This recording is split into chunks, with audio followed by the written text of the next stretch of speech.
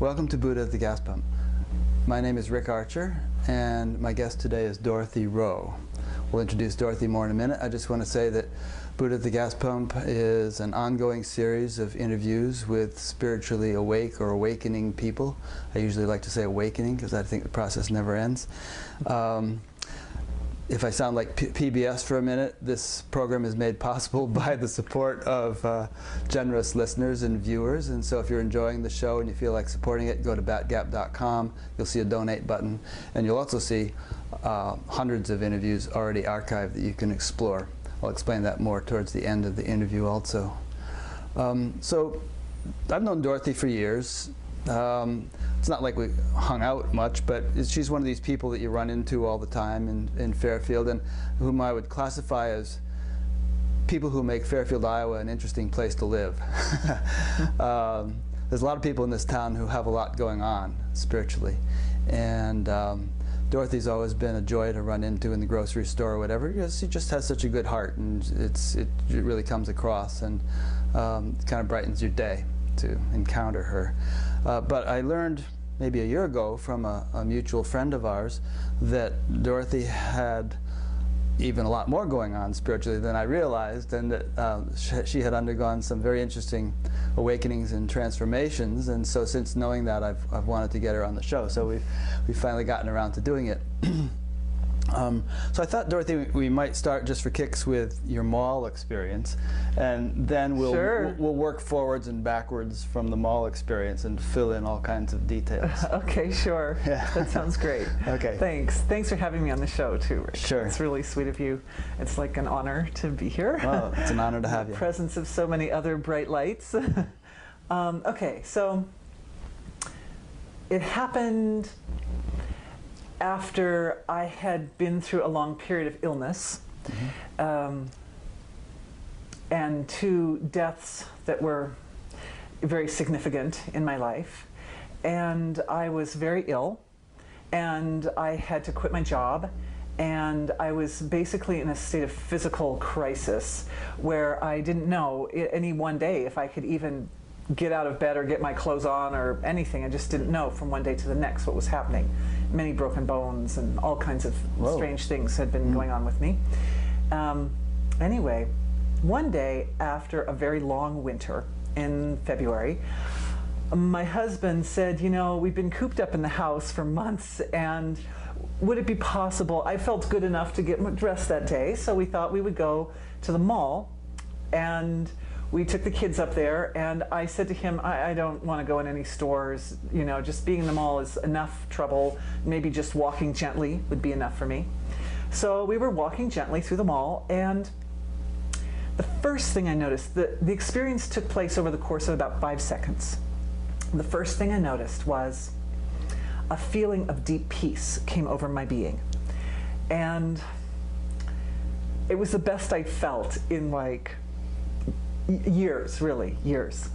And the next thing I noticed was a whispering sound, like a fine, almost like fine sandpaper at first, but then I realized it was a sound of ideas and thoughts, and I looked around and I realized it wasn't the sound that people were verbalizing, speaking in the mall, but it was the sound of their thoughts. And as I looked around to see where the thoughts were coming from, I noticed that I could identify which physiology was producing which thought, and I could, when I look at someone, I would get a whole read on them. So I started enjoying this blossoming of a deeper understanding of the people around me, because it was as if each person had their own unique, amazing story, and the stories were unfolding. As I would look at people, I would see what they'd eaten for lunch and how they were feeling, and I saw a man who was with a woman, and I realized that the woman he was with was like a lover, but wasn't his wife, but he was married to someone. I mean, just like whole stories on people. It was very interesting, you know? Anyway, so Make a good private detective. Yeah, right. She didn't do this. I saw a lot of things I had no explanation for. Strange and amazing things that I had no words for. But I turned to Tom, my husband, after about 5 seconds, and said, do you see that the mall has undergone a huge transformation and it looks completely different? And he just said, no, that didn't look like that to him. So I began describing my experience, and it lasted about maybe 10, 15 minutes. It faded off gently after about 15 minutes, but the feeling of peace remained. And it was such a wonderful experience, and I thought maybe someday that'll come back again. And it actually did. After a few months, the spring started to evolve, and I was still in a lot of physical crisis, but anyway, it started to come back. Did you have a question? Did you read my thoughts? I always have questions, so you can ignore half of them. I mean, your story reminded me of stories of like St. Francis, for instance, who underwent a huge health crisis before his awakening. And there have been other stories like that too, yeah, where people went through this physical catharsis, you know, almost to the point of death sometimes, and then kind of came out of it transformed. And so, you know, when you described that, and I hadn't known that part of the story, it kind of occurred to me that, you know, nature was kind of putting you through the ringer in preparation for some new phase of your life. Absolutely, and I felt that it was that moment that I gave up. You know, for years, I had thought that awakening came as a byproduct of devotion and purity and qualities like that, but in the end, it was because I was so completely uncomfortable and miserable that I basically said to God, this isn't fun, I don't want to do this anymore, you do it. And it was at that point, it was the surrender that brought the awakening, really. So would you call this an awakening? I mean, certainly it was an awakening, definitely. But yeah. But it wasn't like, I mean, it had an element of grace to it because it opened, and some of the opening remained even after all that sort of inner vision and the hubbub settled back down again. It was actually a very simple experience, even though there were a lot of details. But what happened was, over the course of about the next year or so, there were kind of openings and closings and openings and closings, and each time the openings lasted longer. Each time I felt that I gained more stability in the experience. And my next big shift occurred when a friend of mine said, oh, there's a healer who's coming to town and giving a talk at the library. Maybe you'd like to go hear him. So I didn't know anything. The friend only said he works with angels. Was this John Douglas? Yes, it was. Yeah. John Douglas. We can say his name. It's okay. Sure. Yeah, okay. He's a public dude. Okay, cool. Thank you, John Douglas. I publicly say thank you to you so much for the helping me on the next step in my journey. I'm so grateful. So the thing is that I had been keeping my experiences extremely private, because I was concerned that maybe people would feel uncomfortable about what was happening, and therefore it was kept quiet, and I was still dealing with a lot of health concerns. But by the time I went to John Douglas, I believe I was seeing a doctor almost every day. A chiropractor or somebody. There was always something going wrong in the physiology there. And I went to see him, and it was extremely validating for me that he saw what I saw. I walked in the room, and he had this entourage of divine beings with him, master healing angels and bodhisattvas and archangels and various beings. Okay, hold on a second. Oh, okay. So, so had you already been accustomed to seeing such beings around all the time anyway? I was seeing a lot of stuff, but I didn't have names for a lot of what I was seeing. You just saw as a result, beings of some kind. I saw beings, and I recognized them because I'd seen them as a child also. In Catholic imagery or something? No, actually. Oh, you actually saw the beings? Yeah, my parents weren't very religious when I was a kid. We didn't do a lot of church stuff, but I saw them a lot in the gardens and in my house. We lived in a very old house that had a lot of interesting energies in it. And my parents were always looking for a self-sustaining farm, so we spent a lot of time traveling around to different residences and farms and locations around in Colorado. I'm a Colorado girl. And each place I noticed had its own unique energy frequency, and so as a child I got used to reading energy frequencies. Anyway. Well, let me just pick into that a little bit more, and we'll continue on with John Douglas. So, okay. Just for the sake of those who might not just sort of take it as a matter of fact, given that there are all kinds of beings hanging around, let's discuss the idea that there are a little bit, and who or what those beings are, and where do they actually reside, and why do some people see them and others don't? Wow, what a great question.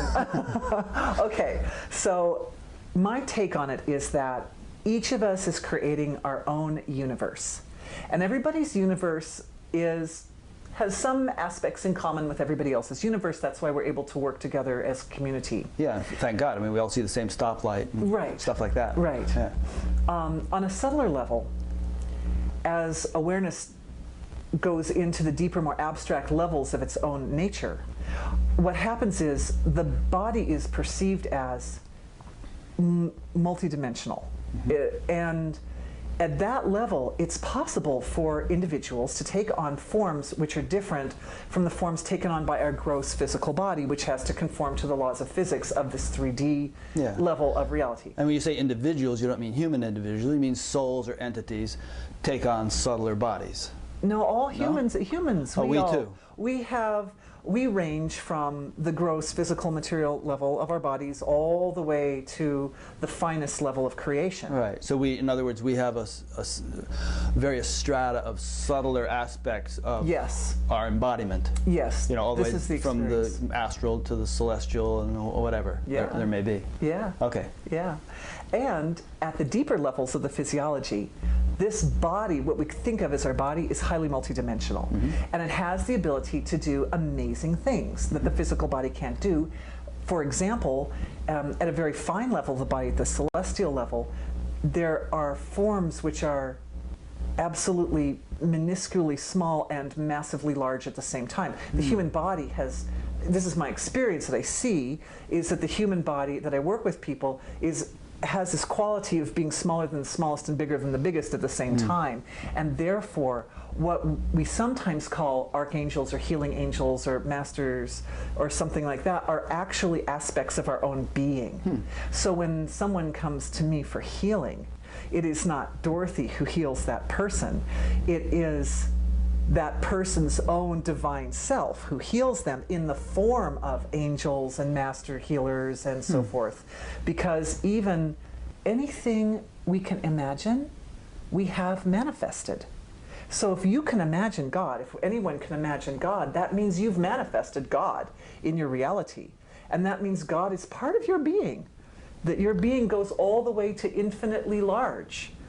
Yeah, there's a few questions that come to mind. Oh, let's hear them. Well, one is that, God is not, to my way of thinking, God is not subservient to the whims of human beings for his existence. I mean, his existence, I say his just for convenience sake, is not threatened by the existence of atheists. He exists in their universe as much as in ours, just that they don't appreciate his existence, right? Right, because they're not experiencing that level of their own being. Right. If they were experiencing, if an atheist were experiencing the level of themselves that is completely expanded to its infinite value, then they would know that thing, even if they didn't call it God. Yeah. They would know that to be an expression of their own being. And another question is, just because these beings, archangels or angels or healing entities or whatever they are manifestations or aspects of our own being, does that preclude their also having existence independent of our being as autonomous entities? Yes. It does preclude it? In other words, it does. If I had the ability to see these beings and I saw one, would that just necessarily be a manifestation of my own being, or could that be an autonomous being in and of itself with its own, existence independent of mine? My understanding is that if you experience it, then it is within the range of your being. It is in your universe. And that the universe is within you rather than you being in the universe. Does that make sense? Yeah, but then that's true of everyone. I mean, all 7 billion people in the world are within my universe. Yes. And Yes. Yes. Okay, so, and you just pipe in if I'm talking too much. No, Go ahead. but you did have something to say about that, and that is that if there's a being in my universe that I know of, that I'm cognizant of, that I'm working with, that you're not aware of in your universe, it only exists in a very, very virtual form in your universe. Whereas in my universe, it's like this major player. And so it just means that that part of my being, or it could be reverse roles, that part of your being is so alive and it's so engaged. It's like integrated into the field of who Rick is, basically. So could we say that all beings that may be in the entire universe are contained within each of our universes, because ultimately, you know, our universes are all completely intermeshed. They're you know, they're not little islands. It's one big ocean. And so, you know, from that ocean, islands begin to arise, and then the possibilities become more and more and more limited. Exactly, perfect, exactly perfect. So when somebody comes to me for healing, what happens is they walk in the door and they've manifested a universe or a reality that they don't like. And they would like to manifest a reality that they do like. And in the end, basically, it always comes down to that. And so a lot of what I do is to support their ability to get very comfortable with the process of how they manifest, and what I consider to be kind of a sliding, sort of like a sliding across universes, because there are infinite simultaneous parallel universes. And they're universes that are just like this one, only this hair right here is over there. And there are universes, infinite numbers of them, where this hair is over there, but back in 2011 or something, you know? So there's so many of them that we are literally living in infinite number of them all the time anyway. You're living in infinite universes right now. So you and I are having this conversation in a million different ways, sometimes in Spanish, sometimes in Pleiadian. Right. There's just all these variations of everything that happens. Yes, and the thing is that for any person who comes to me, like say they come in and they have a complaint, maybe they have an infection, and there are infinite universes where everything that they love about their life is exactly the same, except the infection isn't there. So it's possible to slide over to a reality that's so close to the current reality that it doesn't really feel like a different universe, but it is. It just, because when you change one thing, you really change the whole universe changes. Yeah, I mean, there's these science fiction stories where they go back in a time machine and make some little change, and all of a sudden they can't exist anymore because their parents don't get bored. So you got to watch out. Yeah. And you know, I know that if you look at the concept of simultaneous parallel universes, it's possible to find all kinds of paradoxes, and if you go on logic and reason alone, it shouldn't be possible. And my son has explained to me beyond any shadow of logical doubt that it is literally impossible that there could be the existence of infinite simultaneous parallel universes, and yet I think physicists say that it is possible. You know, I've talked to physicists who say that. Yeah. So your son should study physics. I believe he will. He's in college. He's heading in that direction. That's one way of looking at the process of healing, as a movement across the fields of creation. Another way of looking at it feels the same, but it's a completely different angle. And that is that when individuals come, they have resonations or frequencies within their subtle energy fields which are lower than is appropriate for their full potential. And those energy frequencies can be raised or modified, and as that happens, whatever's causing the lower frequency, whether it's fear or memory patterns or any variety of different imbalances, as it clears out of their physiology, they feel a kind of a movement of energy. And that's a sort of consistent feature of the energy work, is there's a movement of energy. The darker, lower frequency energy moves out, and this lighter, brighter, higher frequency energy comes in the area to replace that energy frequency, and things change. And it's kind of fun and exciting. But the movement of energy feeling, I realized, is the same as the sliding between realities, sliding across universes. Just kind of a different way of explaining the same thing. Exactly, exactly. It's like kind of two eyes looking at it from different angles. Yeah. Now, you know, the more manifest things become, the more calcified they become, you know? Yeah. The more rigid and limited and harder to change. Yeah. So obviously certain things are very entrenched, Yeah, you know? yeah. And there are kind of miraculous stories in Yogananda and in the Bible and whatnot of, you know, pretty major healings taking place. Jesus raising Lazarus from the dead and healing the cripple and the blind and all that stuff. So that's pretty major. I don't know if you've pulled off anything of that magnitude yet, but I have had experiences that were really miraculous in healing sessions. At one time, well, actually, it kind of goes back to, I mentioned that there were two really significant deaths before I started, and one of them was my father. And I was with him when a lump appeared on his face, and it appeared within about 30 minutes. Wow. It was just, he looked normal, and I had gone to visit him. I could only stay for half an hour, and by the time I left, there was this big, like about that big lump on his face, coming off his face, and it eventually turned out to be the thing that killed him. It was cancer. Well, my mother came to me a few years later, back during the period that I was being very secretive about what I was doing, and she had a lump almost in the same spot, just a little bit lower on her face. And I was very concerned, and she was coming over weekly for healings just because that was like playtime almost, you know? And we worked with it for, I don't know, 45 minutes or something, and then I remember just reaching my hand up. I didn't quite touch it, I just put my hand near it, and it just dissolved under my fingers. Within minutes? Oh, with even seconds, I would say. Within seconds. I mean, the preliminary work had been clearing all those energy frequencies and so forth. But then this moment came, and I didn't even think, oh, I should put my hand there. It's like, I just looked at her, and my hand wanted to go, so it just went. And it just dissolved.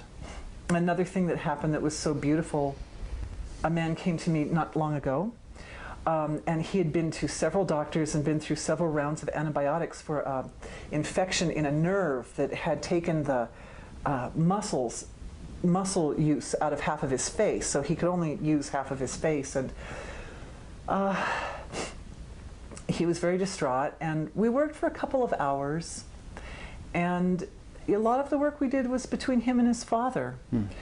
But who had died? No, he'd just been to visit his father recently, and he came back from the time with his father and had this infection thing, and the Western medicine had not been able to take care of it. And anyway, we worked for a couple of hours, and then I didn't see him for a little while, and I was thinking I wanted to check back with him, but I saw him about a month later at the grocery store, and I saw him, and he smiled both times of his face, and he gave me a big hug, and he's like, "Oh my God," you know, because it was just taken care of. There are a lot of other stories. I think I might know that guy. I've seen. I think I saw somebody around town who was paralyzed on one side of his face. Yeah, it was scary. Yeah, interesting.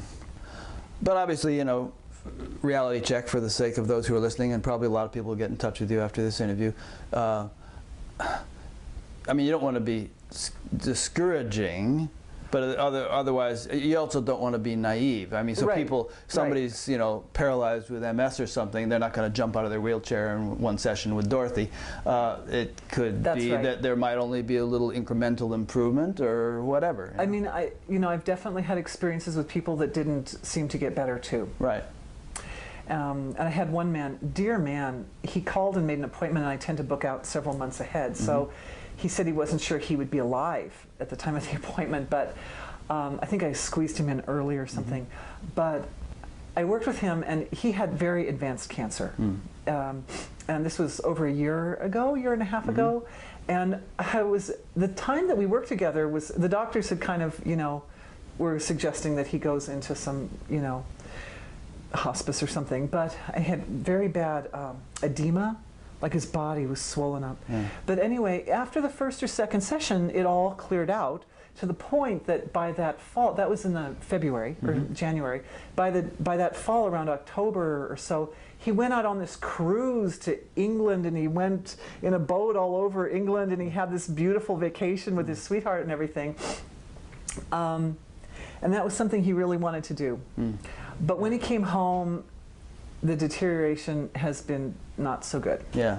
And the work that we've done since he got back has been not too helpful, and it feels to me as if, in this case, his move may be going, you know, I shouldn't say for sure. You don't know.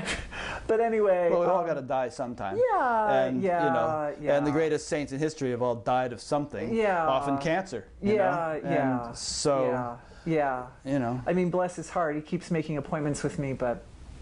Yeah. Well, we'll see. Anyway, anything's possible. Complete remission is possible. I've heard it said that, in fact, I think it was Amma who I heard say that, you know, there's certain things that can be ameliorated or intervened with, you know. Yeah. And other things, the karma is such that it's just got to run its course and do its thing, and you know, and I don't know how you discern between the two, but. My experience is that it's possible to work directly with karma, and I know of 3 ways of addressing karma. The first way is if the individual becomes the kingpin or central pivot in a healing that addresses many people. Because a lot of times the imbalance in a particular physiology is the same in an individual person, is also the same in many other people. And particularly if the imbalance is, say, genetic. They could have a number of ancestors who were dealing with that same particular energy frequency. So if that person can become the central pivot, we do a healing for them, but through them, hundreds, thousands, millions, billions, you know, we've had healings where literally billions of people were healed at the same time. And how could you know that? I counted them. Well, we counted. It was a counting process. Okay, 1 person, 2 person. You'll be there. Like, you'll be there for years. You start counting by tens, 20, tens, hundreds, thousands, and you get. And then there's a point where you get the number. The number comes. How many are being? Like one time, my mother came to me. My dear mother. She's one of my best clients. Right? She gets free healings anyway. She was having a problem with her hip, and it was so odd because, you know, we're fairly liberal family, but it turned out that a healing needed to be done for about 3,600 Republicans.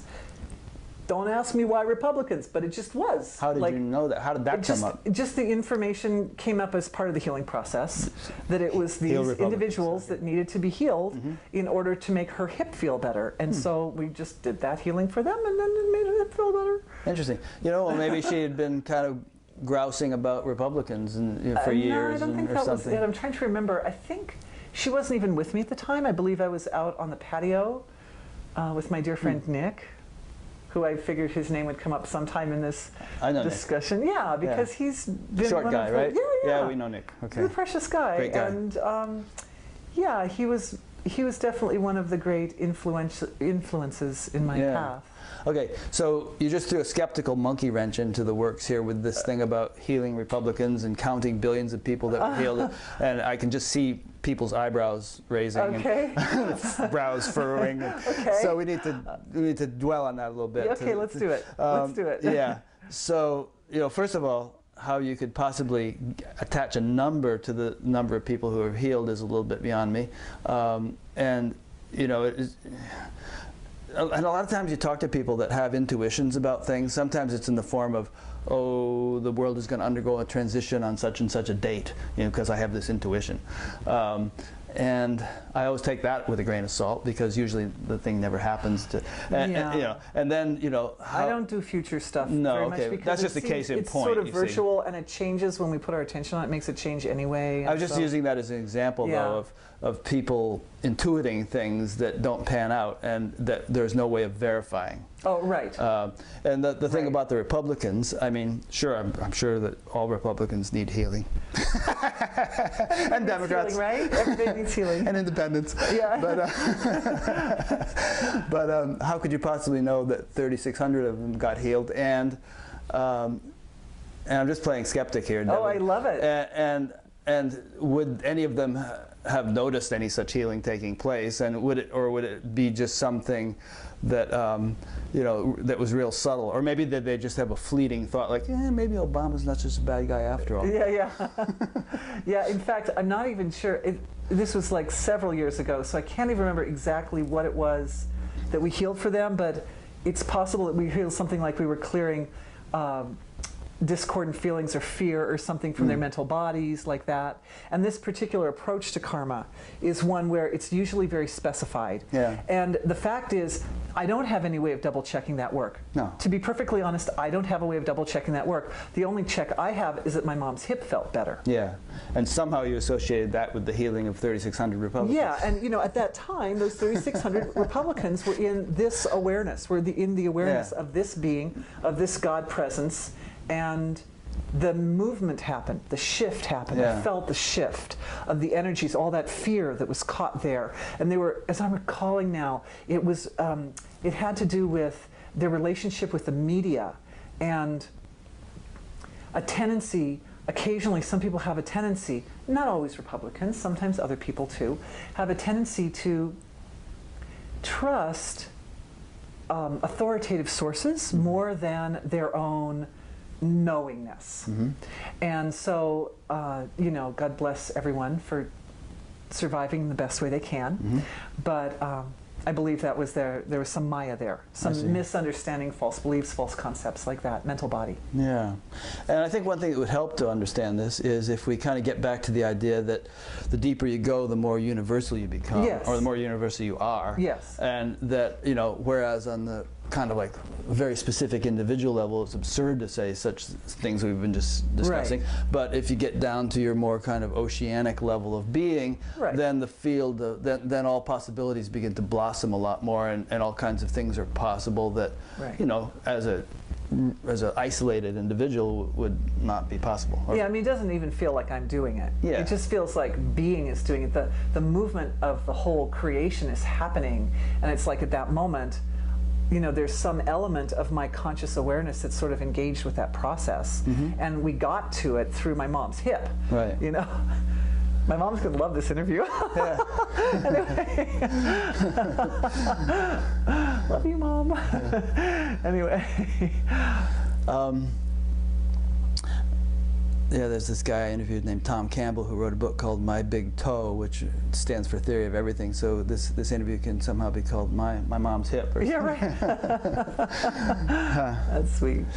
Do you have a sense that, and this also, this kind of question evokes multidimensionality, and it's hard to answer on any one level, but you know, do you have a sense of kind of being a tool of the divine in a way, you know, like, yeah, absolutely. Like you mentioned surrender earlier, and you were saying, you know, when it was like, I've got to do this, it didn't happen, but when there was a sense of surrender, then it happened. Right. And, you know, sort of surrender implies kind of letting go, and not necessarily being a pawn. It can have a kind of a negative connotation, like, whatever you say, but it's more like, you know, well, thy will be done, putting oneself in alignment with a greater intelligence. Yes. Especially because in that process, I feel that rather than me kind of going, oh, whatever, you do it, my experience is that there's a rich understanding of the fine mechanics of what's happening while it's happening. So I am totally in this flow of receiving a lot of information and understanding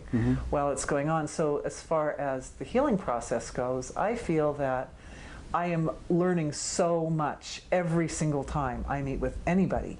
It's really exciting and it's really fun for me. So there's definitely an element of being engaged. My small individualities also has an element of engagement there, but really only to the degree that I am in most humble worship and absolutely bowing down at the feet of the divine while the healing is going on. Yeah. Do you find that the degree to which you do that fluctuates? Like sometimes you're more in the way and sometimes you're more out of the way? Sometimes, well, one of the things is that when I work with people, and not all healers are the same. There are a lot of healers in Fairfield, and so everybody's got a different style and everybody's really cool. And I'm not saying that any style is better than another, but with me, part of my intention is that people become self-sufficient in their own healing practice. Right. So they really understand, they have the experience and the understanding to go with it. So they're building their own ability to heal themselves. As a result, I do a lot of speaking during the healing session. And therefore the process of converting what's being experienced on this really abstract level of divine intelligence into English and into forms that the individual can really grasp, that requires a lot of work on the part of my individuality. And so that's the other thing that I think of my individuality as doing, besides just bowing down to the feet of God. Like it's like, this is God. This person who's come to me is God. And so I'm just bowing down to them. But then I'm also clearly using my intellect to define what's happening. That's really good. And you know, I've seen people, and I have friends who are, you know, really out there in a good sense in terms of, you know, probing and exploring very deep levels of creation, but for whom it's really quite a stretch to verbalize it and to, you know, to communicate it to others. And it's really a lifelong process to learn how to do that with greater accuracy and clarity.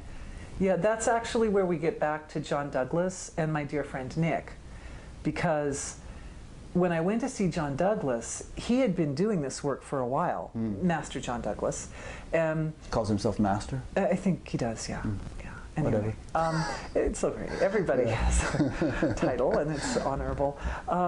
Anyway, he had spent some time identifying some of these forms and structures, which to me, when I first opened my awareness first opened, it was like looking at the ocean. It was just like stuff everywhere, all kinds of stuff. Half of it I didn't even know what it was. And he had organized it, and he had definitions, and he had, you know, put it in a form that, as he was describing what he was doing and what he was seeing, I was able to apply that to my own experience and say, oh, I see, that's an archangel, and that's different from a master, you know, a master healer, which is different from an ascended master. And, you know, it was all kind of falling into place. Oh, that's the causal body, that's the spirit body. There's definitions like that.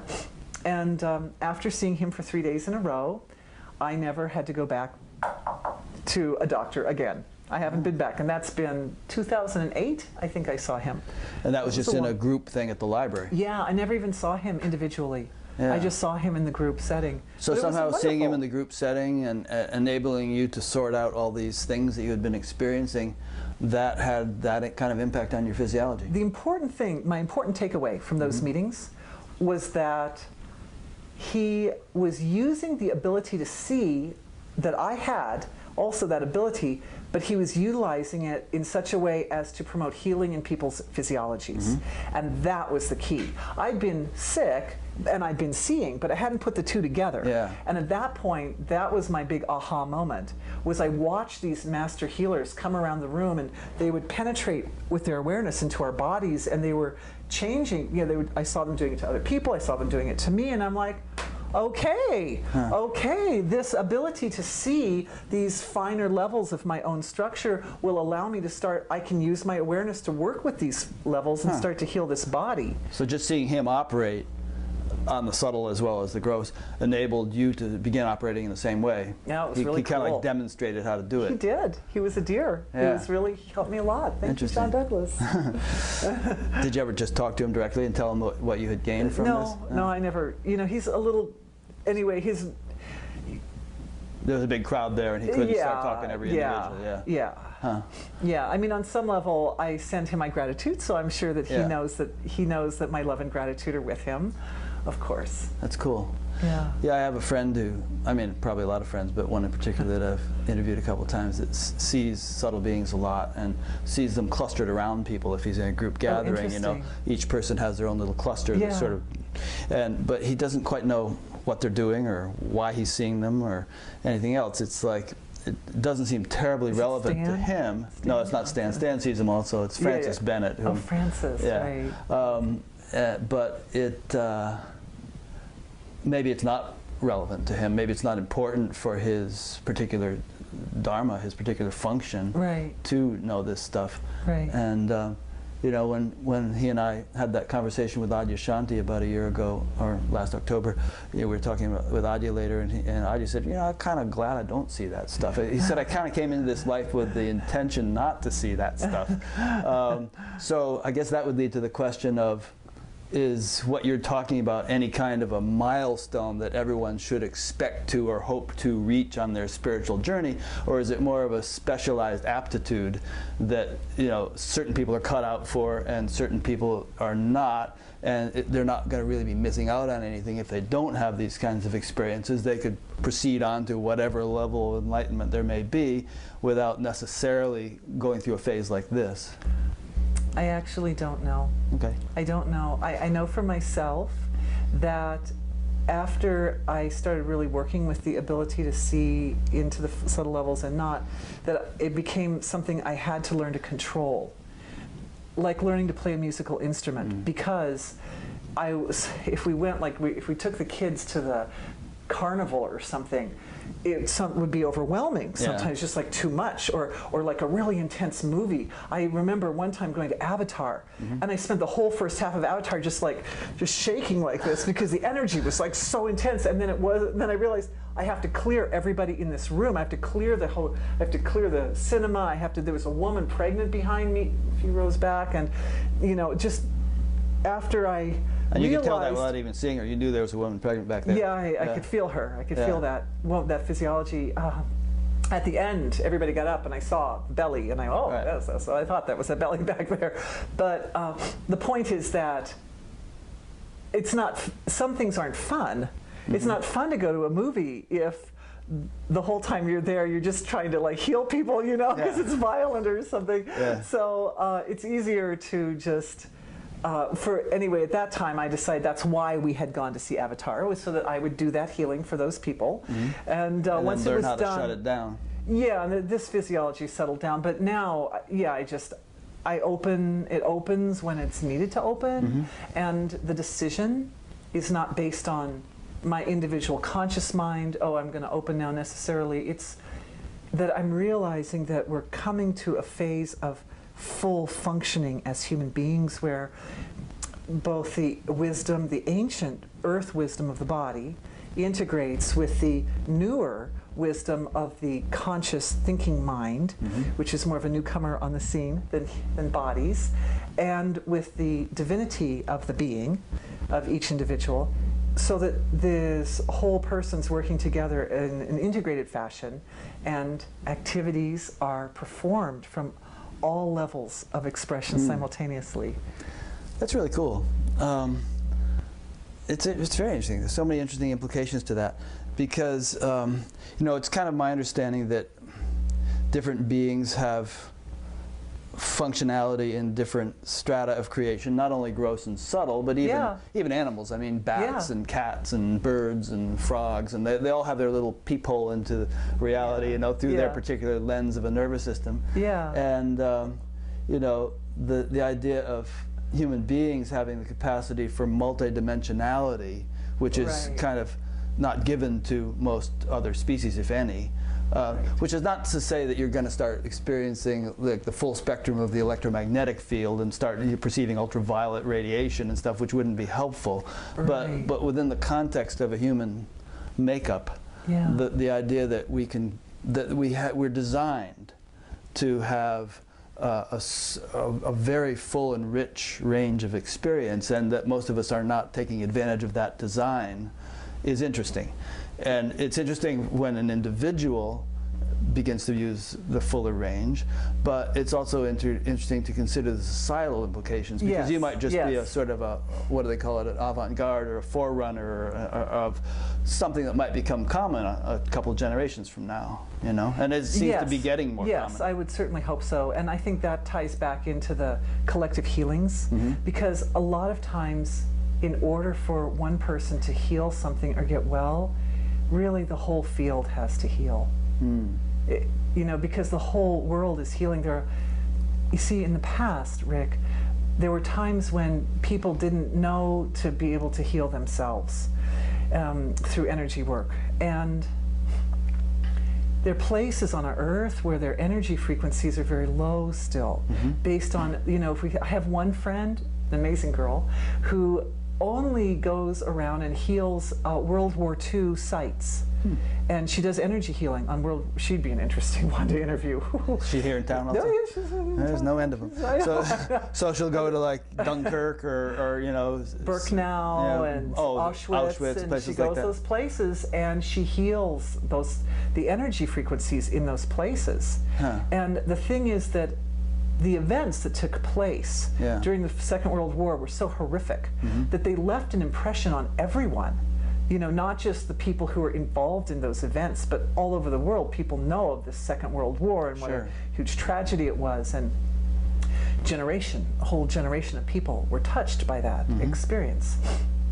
And I was thinking I'd like to bring up a little point about that you might find interesting, the listening audience might find interesting. And that is the perspective that what happened at that time on Earth was that there was an energy frequency around the Earth which was pushing technology forward as quickly as possible and holding back morality as much as possible, which was giving rise to a situation that could have been disastrous for the whole world. It has been long known in human history that the way sometimes to overcome big karmas is to sacrifice. People know that, you know, I mean, sacrifices have been performed, and, you know, if person, even myself, I went through this big illness, and then after the illness, it's like I blossomed forth into the new condition. So this idea that suffering can cause a turnaround in that kind of energy is a collective belief, basically. So what happened is, and I give the credit for this insight to my friend because it was quite brilliant in our conversation, that she said that a whole body of souls knew that a number had to come in to turn that energy around. It was so big. And they chose those roles. They chose to be fascists, or they chose to be victims. And they came in and they played out this drama that caused that darkness to unloosen from the collective consciousness. And my perception on it is that those who were victims sacrificed much, but they didn't actually accrue bad karma in the process, whereas the fascists did. They both sacrificed, because it's just as horrible to watch somebody get hurt as that's how, like PTSD, it's just as bad to watch someone get beheaded or something as it is to have it happen to you, practically. And so they had to watch these horrible acts, and then at the same time they had to perform the acts. They had to carry the load, the karmic load associated with that. And also from the TM tradition, which is a part of my background, we know that Guru Dev came at that time and performed this huge earth yagya for Earth. For Guru Dev Earth. being Marshi's guru. Marshi's guru, and the yagya being a performance which changes or has an influence on modifying the way the laws of nature function. And what I feel he brought at that time, among his many other amazing gifts to the Earth, was the awareness that there's a better way to do this. There's a better way to deal with darkness, that through devotion, through yagya, through transcending, it's possible to make modifications in the collective without actually suffering. Although coincidentally, just last night I was reading the Bhagavad Gita a little bit, and you know, there was an instance where an incarnation of God, Lord Krishna, was like, you know, saying, okay, we got this slaughter has to take place. You know, there's no other way out of it. You got to kill these guys, and two armies pretty much annihilated one another. So this huge genocide or casualty. And he didn't just say, okay, let's all chill and meditate together, and it's going to go away. That's true. But it had gotten out of balance too. You know. And so he was presenting this other side. And I agree that the dynamic interaction between the light and dark forces is what gives rise to the transformation, or the sliding across universes, however we want to look at it. That when there's an energy frequency in a physiology which is not, as I said before, supportive of that person's full potential, then what we do is we bring awareness to it. And that's one of the things I do, is I help bring awareness and help to identify, slice down to that spot where the imbalance is. And then together, that awareness is like a pure quality. It's a quality of purity or sattva or sweetness or light of God energy. And it comes, lock phase in with the darkness. And there's a kind of a give and take that occurs, which gives rise to a third element, which is the energy of transformation. So the individual experiences that transformative energy, then becomes dominant, and they start to feel the change in the physiology, and then they feel better. So are you saying that, like, let's say somebody's suffering from something, that the dark energy has kind of predominated in them, and you help to enliven the light energy, and then there's almost like this little battle that takes place or something, or neutralization, where the light energy can neutralize the dark energy, and then transformation comes out of it. Exactly. Okay. And the key is the letting go. Yeah. The key is allowing that dance, that cosmic dance, to occur without getting in its way. Yeah. And so allowing being to just sit in a quiet spot and just witness the process, not being attached to the outcome or the byproduct.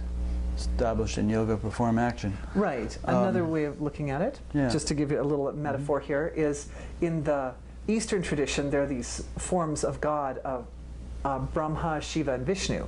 And Brahma is the creator of the creation, and so the energy flow of Brahma is from unmanifest being to the manifest level of creation, whereas the energy of Shiva is destroying, is pulling from the manifest level back to the absolute, back to unbounded infinite source energy.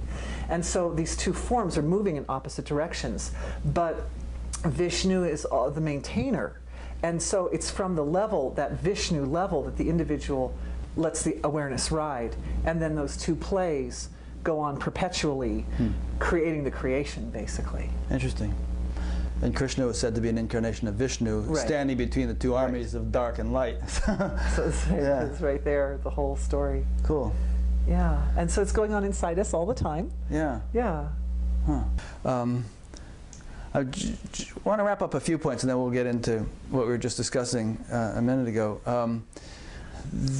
I find it interesting that, this thing you said about sacrifice, and that because there are people, who look at something like the Holocaust and think, how could there be a God, or how could there be any, or if there is a God, isn't he kind of a jerk, to allow something like this to happen? And there have been books like, Why Bad Things Happen to Good People, or whatever. Right. But if you kind of see it from an even broader perspective, and that it might sound kind of harsh to say that people made a choice to undergo that kind of experience, but in a way it's less harsh than saying that it was just capricious or arbitrary, or that there is some God but he just didn't care. Right. Right. Also, when you look at the stakes, if you're thinking in terms of the fact that people were very, very brave who came in at that time, because the other option could have been total earth annihilation. So it was a huge loss. It was a huge sacrifice that people made, and yet it was also the time, in the end, it was successful in that a shift occurred that allowed technology to rein in a bit right there, and then for the human compassion, appreciation, understanding, a kind of it was a broadening out of people's tolerance for differences, and certainly tolerances and people's appreciation of the Jewish people. They were kind of held in the hearts of everyone at that point. So. Yeah. And the same could be said of what the slaves went through in America, or what the Native Americans went through. And I mean, couldn't you even say that, life on Earth is not necessarily a piece of cake, and everybody pretty much goes through their own trials and tribulations. Right. And that there are some who hold the perspective that it's pretty much always by choice. In fact, there used to be this guy, in the TM movement named Charlie Lutz, and everybody knows. And he used to give these lectures that were, the more conservative branch of the TM movement used to hate. But in one, he said, you know, when we come into this life, we kind of beg the lords of karma, whoever they are, to just lay it on. Give us a whole, you know, shitload of we really want to work it off. You know? And they say, no, you can't handle that much. We're only going to give you this much. Come on, give me more. I can no, you're going to just got to get this much. So it's sort of like we're all kind of stepping into this life with some kind of sacrifice in a way, aren't we? Yeah, definitely. That leads to a higher purpose. Certain structures there, and it's interesting because your question leads to the second way of dealing with karma. We talked before about the first way being kind of the central pivot of a healing that would affect many people, like a blessing. It's like you give a blessing onto many people. The second way is that even though I also feel that this is the truth, that people come in with certain decisions that they've made, certain challenges that they want to face in order to learn certain lessons in this life. We have a choice even after we're in this life. You know, sometimes a person will, for example, this is slightly different, but so, for example, in a past life, perhaps as an ascetic of some sort, took a vow of poverty. And then after that life finished, because the vow of poverty had been between their soul and God, not necessarily associated with the physical body, then the next lifetime or the next lifetime, they may still find that they're poor, and they don't know why they can't seem to make any money, even though they're trying, right? And it's a matter of going back and finding that original vow, that original decision, whatever past life it was in, and shifting it, and you know, talking to the soul and explaining to it that maybe we'll just keep that vow with that lifetime, and you can let it, you can release it now. You're released of the karma of that. And the other thing is the karmic board. Some members of the karmic board are beautiful and renowned. All of them are beautiful, amazing, powerful, renowned individuals. And one of them. By karmic board, you mean some kind of beings who determine karma, and right, the ones that, and everybody has some time with that collective before coming into the human form. And Michael Newton's books, by the way, if this is new to people, he's written books about life between lives, and you know how you kind of review previous lives and plan for the next one when you're in between lives. Anyway. But my experience is the karmic board is not exclusive to the spirit world, but that even now when people can come and we can do some renegotiating, it's possible to renegotiate karma. So that's another way to deal with it. Yeah. Well, Patanjali said, you know, Hayam Dukkham Anagatam, avert the danger which has not yet come, meaning you could, you know, you could dissolve impending karma by taking certain steps or, you know, certain measures with spiritual practice and so on. And my experience is that one of these masters from the karmic board, Master Lady Nada, has a way of going into the area where the karma, like if I see an area of the being where some karma is there, that intelligence can go in and can basically clean house. She goes in and it's like a big mess, like a big entropic area, and she compactifies and compactifies and compactifies until all the darker values have been released from that area, and it comes out looking like a sort of crystal or something through which the light of God can then shine. So that's a second way dealing with karma. One thing that keeps coming up in the back of my mind, I know that a certain portion of my listening audience has the orientation that awakening or enlightenment is kind of a, you know, one has to really get right down to the real nitty-gritty, which is self-realization, and that the sort of the whole new age world of beings and healings and all the stuff, you know, and the ETs and all the stuff that the so-called new age world deals with is a sidetrack. It's a distraction.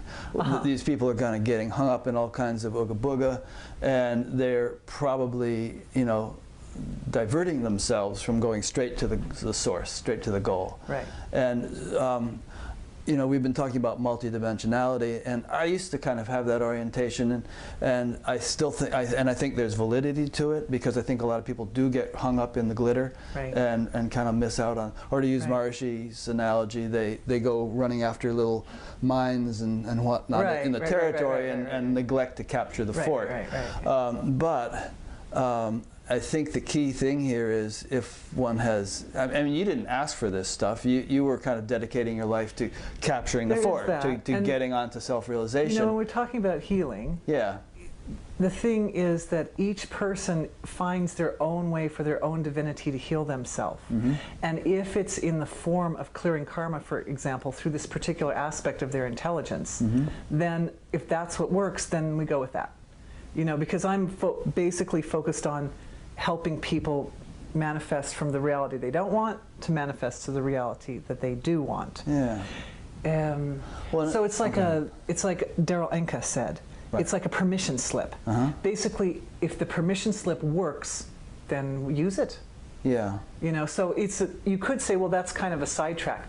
But for some people, that's the way that their karma is able to resolve itself. So, good. And so if one's desire is for self-realization or enlightenment, mm-hmm. and one doesn't care a heck of a lot about you know, healing abilities or subtle perception and all that stuff, might you say that it's still important, it might still be necessary for them to undergo a lot of healing in order to realize that goal, to realize that desire? Or could a person actually some kind of do an end run around stuff that needs to be healed and somehow attain enlightenment or self-realization without having healed and resolved a lot of stuff? It's a very good question. My feeling is that in that case, it still is going to come down to earth healing, and that may involve some healing of the body, because a person could, for example, get enlightened, but the physiology is all falling aparty. Mm-hmm. And like I was having that amazing experience in the mall, and I was a wreck. Yeah. You know, and so the question is also about quality of life, that it has to integrate on all levels of the being, mm-hmm. and that in order, our bodies have this ancient wisdom that's tied into the whole field, this whole relative plane of existence, and that's an important part of the pictures, part of the scenario. If they're not interested in themselves and they kind of don't care that they're sort of sick a lot of the time or whatever, mm-hmm. then that's fine.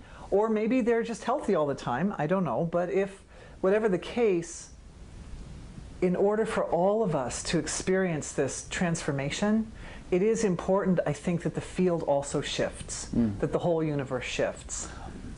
In other words, for some kind of societal enlightenment to take place, you're saying the field needs to be cleaned up. At this time. I mean, we've had the Jesuses and the various ones who got crucified or whatever, you know, because they came in with all that light and all that being, but the reality around them couldn't deal with it, and so it didn't work out so well for them. Mm-hmm. And so I would imagine that most of the listening audience would like to enjoy enlightenment and also enjoy, you know, a beautiful place to live and a happy environment and no pain in the body and, you know, all those nice relative pleasures that go along with awakening inner reality.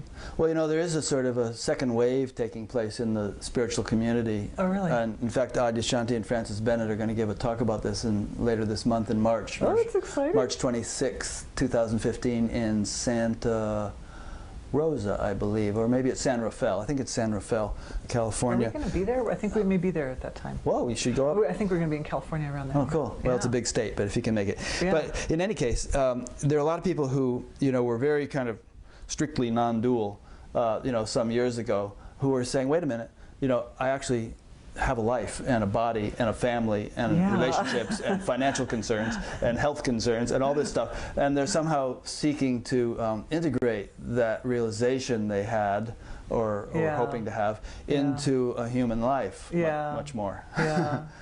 Yeah, I mean, all the players, I think, are important, and in the end, integration is the key word there. That we're working together with all the aspects of our being. And another point from Daryl Anka, God bless Daryl Anka, thank you, dear. Bashar. Right. Bashar. It was that as human beings, we are at the top of our skill as manifestors. Mm-hmm. That it's not like we're, you know, in kindergarten or something, that we manifest beautifully, amazingly, astoundingly, and that process is part of the human condition. So any of our listeners, most of our listeners are in the human condition, and therefore, so it's, you know, it's a relative, it's pertinent, it's important, you know, to take into consideration how we bring that divinity to the gross superficial level of reality, and allow it to blossom forth to all new levels. Yeah. So perhaps just to take another stab at it, so it's not really sufficient to sort of emphasize on you are not a person, you know, there is essentially no individuality, you are just the cosmic being. You are a person, and a precious, important person. It's just not, you're just not only that. You know, as you go deeper, you get down to the point in which we're all the same. You've touched on a really interesting point that's coming up to the forefront of some of what I'm doing right now, and that is that I feel that a long historical memory of ourselves as people has been somewhat repressed, of how we think of ourselves. I think it's not that it is important to identify ourselves and our individuality, but it's important to redefine that as a much higher, much more divine expression than we have in the past, and we can't look to our ancestors to do this. Because there's no precedent.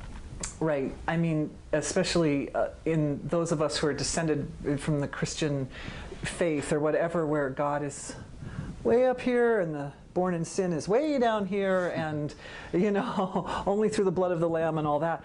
And so it's been also considered to be one of the great moral sins over the last centuries, that people would be vain or conceited. And I'm not advocating vanity or conceit, but I am advocating an knowledge of the self in a very individualized way as incredibly brilliant, incredibly bright.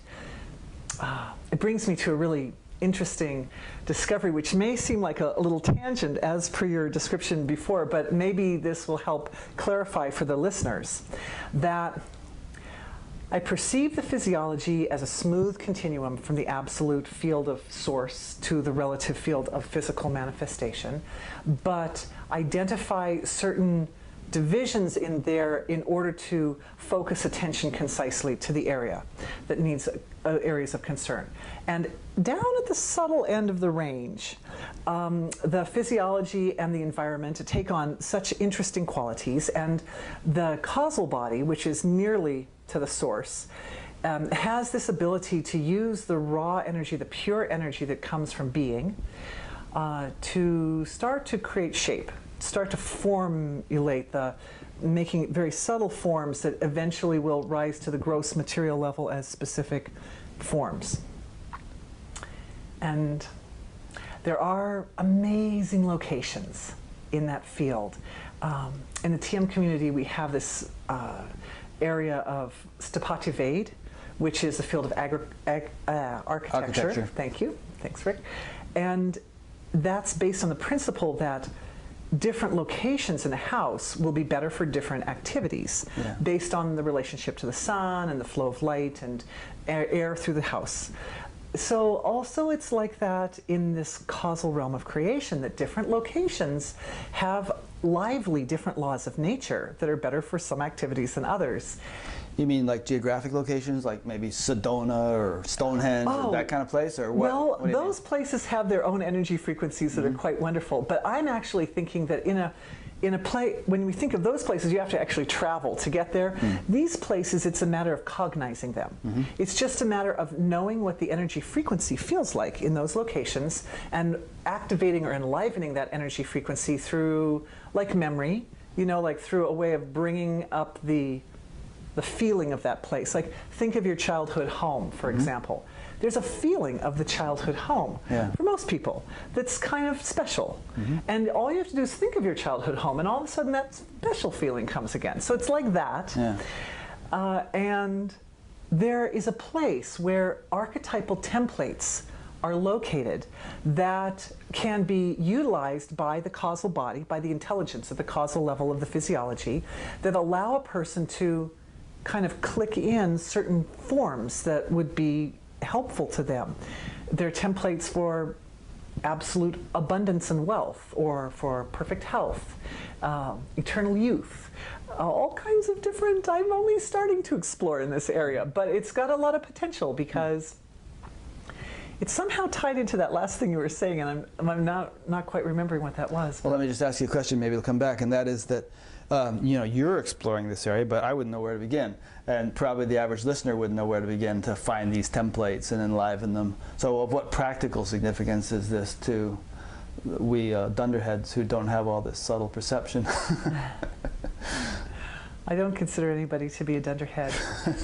But there is a template for the awareness of the self, of the individuality, as absolutely divinely adorable and precious. And most of the people who are suffering in some way or another are doing so based on the fact that they felt they had to take on, they had to experience some discomfort or pain. I did when I was suffering more, because they didn't really deserve it, or they, on some level, they weren't precious enough to be able to get what they wanted to get without going through some discomfort as well. And if there's one thing that would be really beautiful for everybody who's watching this video, and for you too, Rick, would be to receive at this time a download or the form, that's archetypal form of this awareness of oneself as so completely precious, so completely beloved, so completely adorable, without any shadow, without any break or any doubt whatsoever, so that the physical level of reality can start to rise up to reflect that highest potential, that highest good that each one of us really owns already. Like you were saying dunderheads, but really we all are this beautiful, amazing thing, you know? We all are God. We all are expressions of God. We're all made of stardust, you know? You don't buy this at Walmart. Yeah. It's special, it's good stuff. Yeah. Just false modesty. I think I'm a pretty cool guy, actually. I always thought you were a cool guy, Rick. But how do you do this download? Okay, good question. I love it. Okay, so we all experience ourselves, and most, I would expect, your listening audience perceives themselves to be more than just their physical bodies, right? We've got the emotional self, mental self, etc. Consciousness. Consciousness. Pure consciousness. Yeah. Being.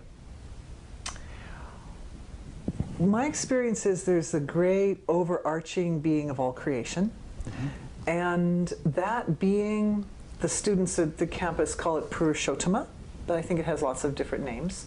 And that being constrains itself into the limitations of individuality. And so we all carry a form of God as us. We carry God. Being is in us. It's the very life in us. And that part of ourself is very well capable of receiving vast amounts of information, vast amounts of knowledge. For some people, it's just a matter of realizing the opening of the channels of awareness between their individuality and all the cosmic knowledge, all the Akashic record and all the knowledge which is accessible to us through the great infinite wisdom of our own beings. And so that probably would be another really good thing for everybody.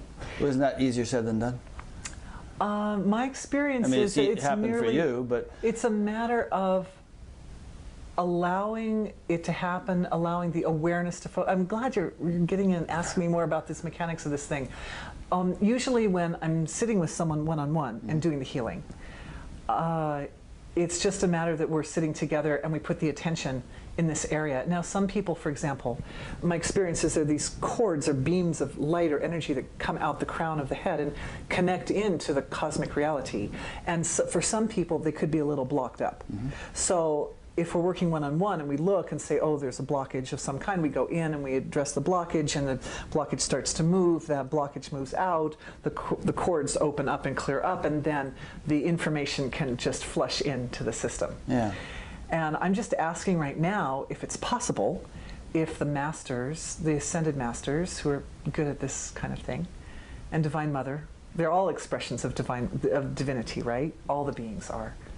If they can check the cords of everybody who's watching right now, and we'll just look for a moment. I'm just looking out into the listening audience, into the future listening audience, in the past, and see the cords of everybody's heads, and see any blockages that need to clear. Okay. okay, so I, at this moment, am experiencing a movement of energy. Mm-hmm. As for the listening audience, whatever they experience is what they experience. So each will experience this movement to their own degree and their own ability, but whether they experience the movement or not, the movement is happening. My being is feeling it happening. And so what's happening is a kind of a clearing of these cords. Now, I happen to know, speaking in the causal realm of these different locations, there are archives. There are places where knowledge is archived.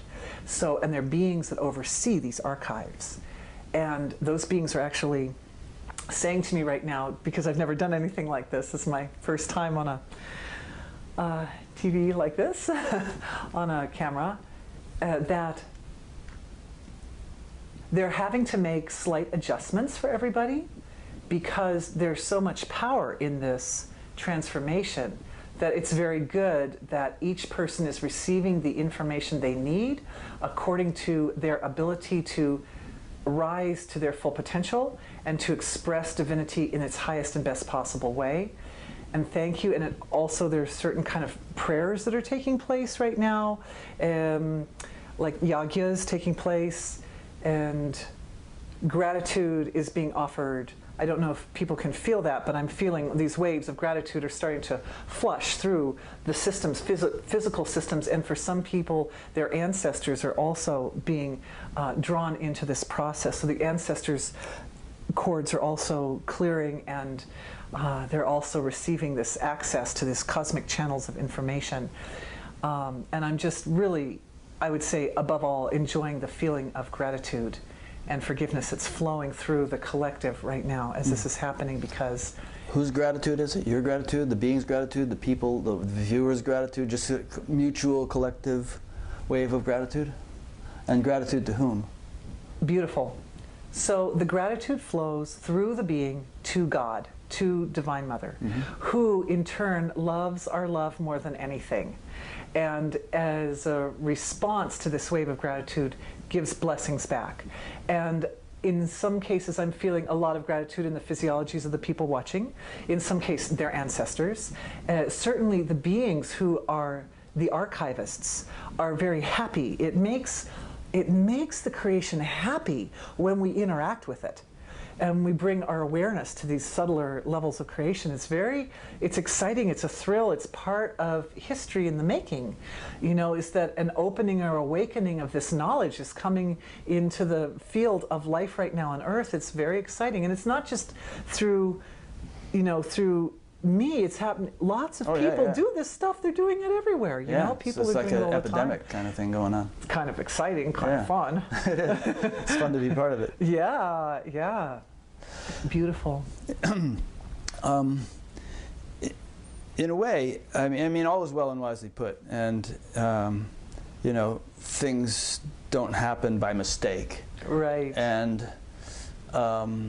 it seems that it's part of the cosmic design for people to get very locked down, you know, myopic in a very limited range of experience and awareness and understanding and feeling and so on and so forth.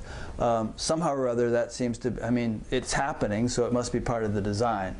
And it's also part of the design. And it may be actually an expression of a principle which is essential to the actual manifestation of the universe, because if things didn't individuate, we couldn't have a universe. Right, you know? right. So you got to go from like complete amorphous field of all possibilities down to the atom and the atomic particle and the molecule and the cell and the you know, all the little individuated expressions, and then, you know, those have gone through billions of years of metamorphosis to the point where we have these sophisticated instruments which can begin to turn around and re-explore in the opposite direction. Right, right. And I really feel the people that are more, you know, coming down into, and they want the nitty-gritty, and they want to know that this is also an expression of this incredible intellect and the desire to bring this knowledge to the point where the intellect discriminates, you know, and it's so it's putting up boundaries all the time in order to organize and make sense and compartmentalize everything, and to bring the divinity to that level of being is it's exciting actually when it starts to move in, and one can see that you can have all these boundaries and, you know, compartmentalized concepts, and yet at the same time infinity is also there. Infinity is also there, and it moves. This is it, that it moves through that area. Yeah. This is just what you just said, but look at the distinction between kind of unbounded, non-individuated, homogeneous being and beings like ourselves who can appreciate that homogeneous unboundedness, and yet at the same time talk about it and think about it and express it and you know, interact and live and so on and so forth. We've come a long way, baby. It glorifies it. And maybe this is the thing, is that we're giving that level of glorification back to the Creator all the time, just by existing, by the nature of our existence. And so it's all right. Again, it's interesting, your questions are bringing me back to points that are in some ways very personal too, is this point of being able to allow that level of appreciation, adoration to come back into the individual form too.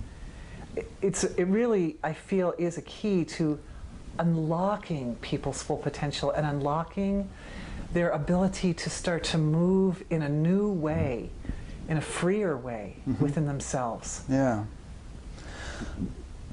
And it kind of seems to me that, I mean, maybe I'm repeating myself, but it's like God designed it this way, so to speak, if I can anthropomorphize God. But it's like this is the kind of the intention of that evolutionary force which has been governing and guiding and you know, the universe, all the orchestrating things for billions of years, which, you know, to bring greater and greater degrees of complexity and sophistication into form, or forms that are increasingly complex and sophisticated, so as to be able to be kind of living embodiments of, or expressions of, that divine intelligence.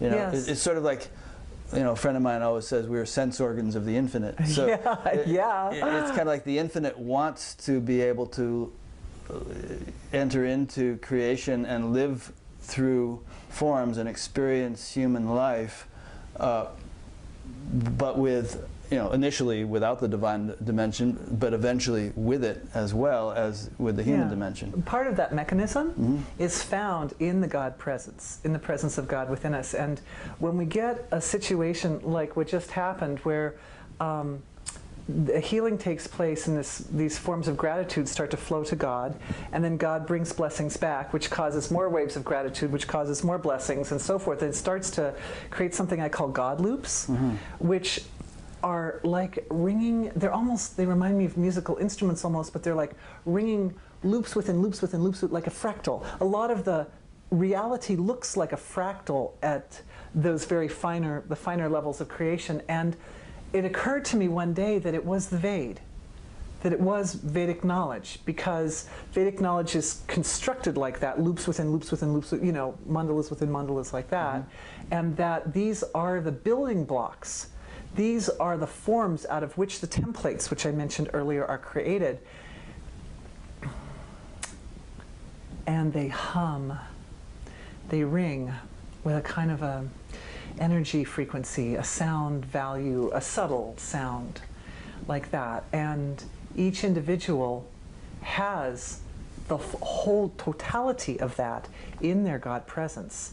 And we also know the Ved to be, the Vedic literature to be a body of literature, which I feel is continuing to evolve. So as we engage our whole beings in these procedures that involve purification of the darker energies from the system and the upliftment of the being, we're literally setting up a system whereby new expressions of knowledge are being formed. So it may have been a bit of a logical leap for people to have, for you to have thrown in Vedic literature like that, because Vedic literature is thought of as, you know, by most people as, well, this, if they know anything about it, as this sort of ancient lore, much of it kind of fanciful and mythological, that was written, you know, thousands of years ago, and so on, the Upanishads and the Itihasas and all that stuff. But what you're saying is that that literature is just sort of a written representation of fundamental realities or laws of nature that are intrinsic to the functioning of the universe, and that are also, since we're part of the universe, intrinsic to the functioning of our physiology, and that can somehow be actually cognized in a living form in their essential nature. It's not just dusty old books, but there's those books are just a very crude representation of impulses of intelligence that are, or very sophisticated representation, but you know, subject to the whims of human error and translations and whatnot, but that are just actually representations of impulses of intelligence that are you know, essential to the conductance, to the manifestation, to the operation of creation, and to our and to we as part of creation. Not to put words in your mouth, but I'm just trying to. No, it makes sense, and that's exactly what I was saying, and that I feel that that part of the being resides with the God presence. So it's my experience that this structure that allows for manifestation to happen sits at that level of the God energy of the individual. So it's good to have an integration between that part of individuality and conscious thinking mind, for example, physical body. So the mechanism by which that integration takes place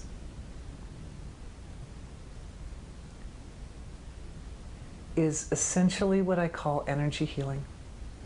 You know, this is the process. It's like an ongoing, at this time it's ongoing, is going in and finding any of those little spots where there's a little something not completely balanced or not quite right, and addressing them by bringing the attention to that location, and then clearly defining what it is that needs to shift, and then allowing the shift to take place by bringing together the awareness with this area, and then going through the process of the transformation, which has to do with, so it's like think of it as a subtle action.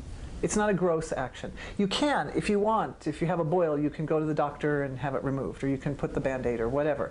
But this is a healing that's taking place on the level using one's own attention and conscious mind to basically address whatever area needs to be handled. And what we find is that all aspects of creation, from the physical body, or even from plants and animals, all parts of creation, all the way through to God, God's own self, speak the universal language of perception and experience. So by realizing that there is not really a blockage in our ability to communicate to the very highest levels of creation, because we speak with the impulses from our heart, from the heart, that it is entirely possible to engage any level of nature's functioning in a process that will allow for the one individual to evolve or to grow or to change in the way that they see is appropriate for them. I encourage people to align their vision of their own growth and evolution with the highest possible vision that they have for themselves, and that there's actually a subtle organ. You know, a lot of people know about chakras and meridians, but thanks to Master John Douglas for suggesting that there are other organs, and seeing that there are many different organs, subtle organs inside the physiology, within the range of individuality. And one of them is this cord of light or being that runs from the crown of the body down through the body and into Mother Earth. And also that internal compass is there in the cord. This has been my experience, that I've located, this is where it sits. And that one of the greatest things a person can do for themselves is to check their inner compass, let the awareness go into the center of the body, and feel which direction am I aligning myself. You know, and am I seeing a future for myself, which is really what I really desire, or am I aligned with something that's not really very happy or whatever? So get the alignment going and allow one's own divinity to determine to a certain degree that alignment.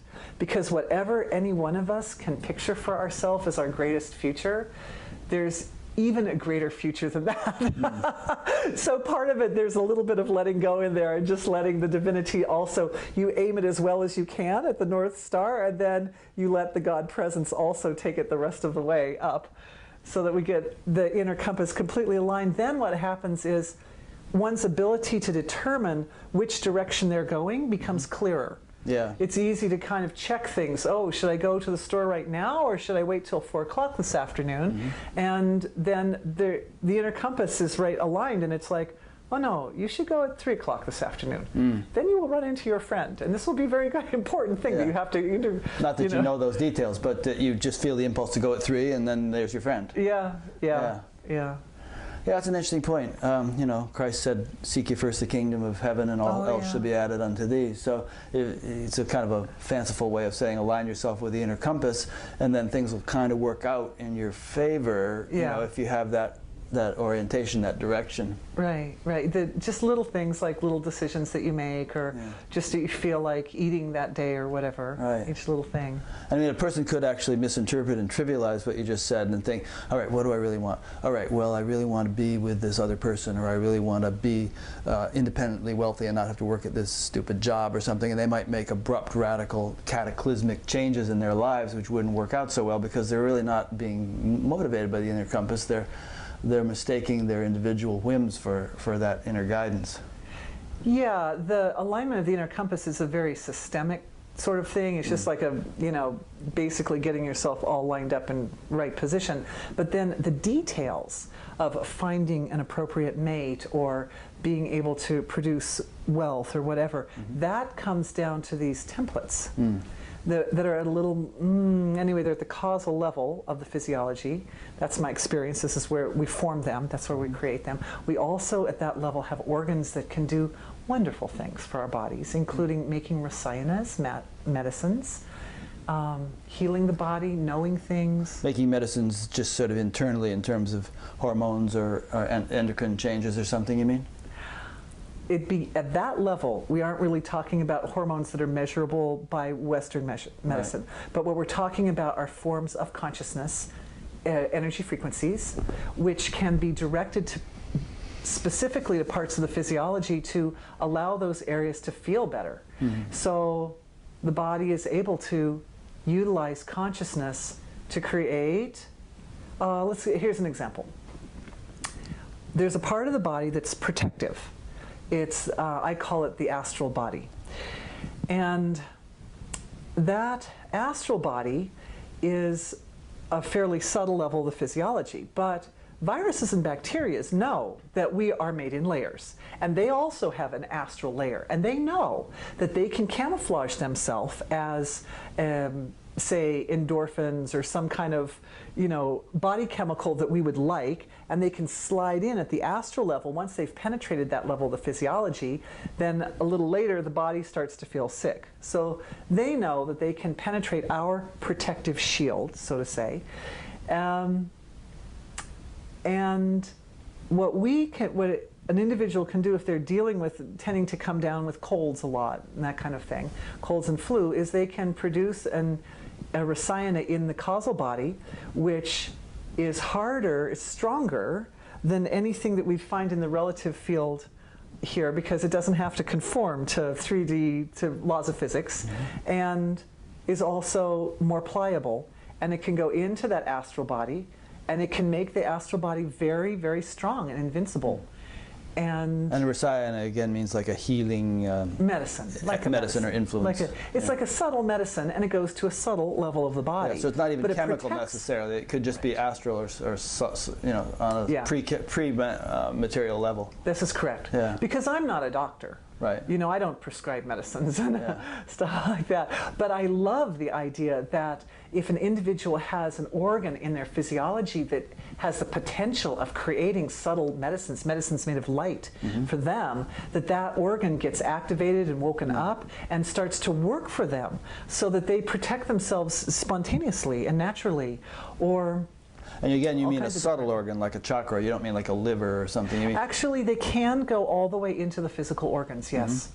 They can go all the way to the physical level.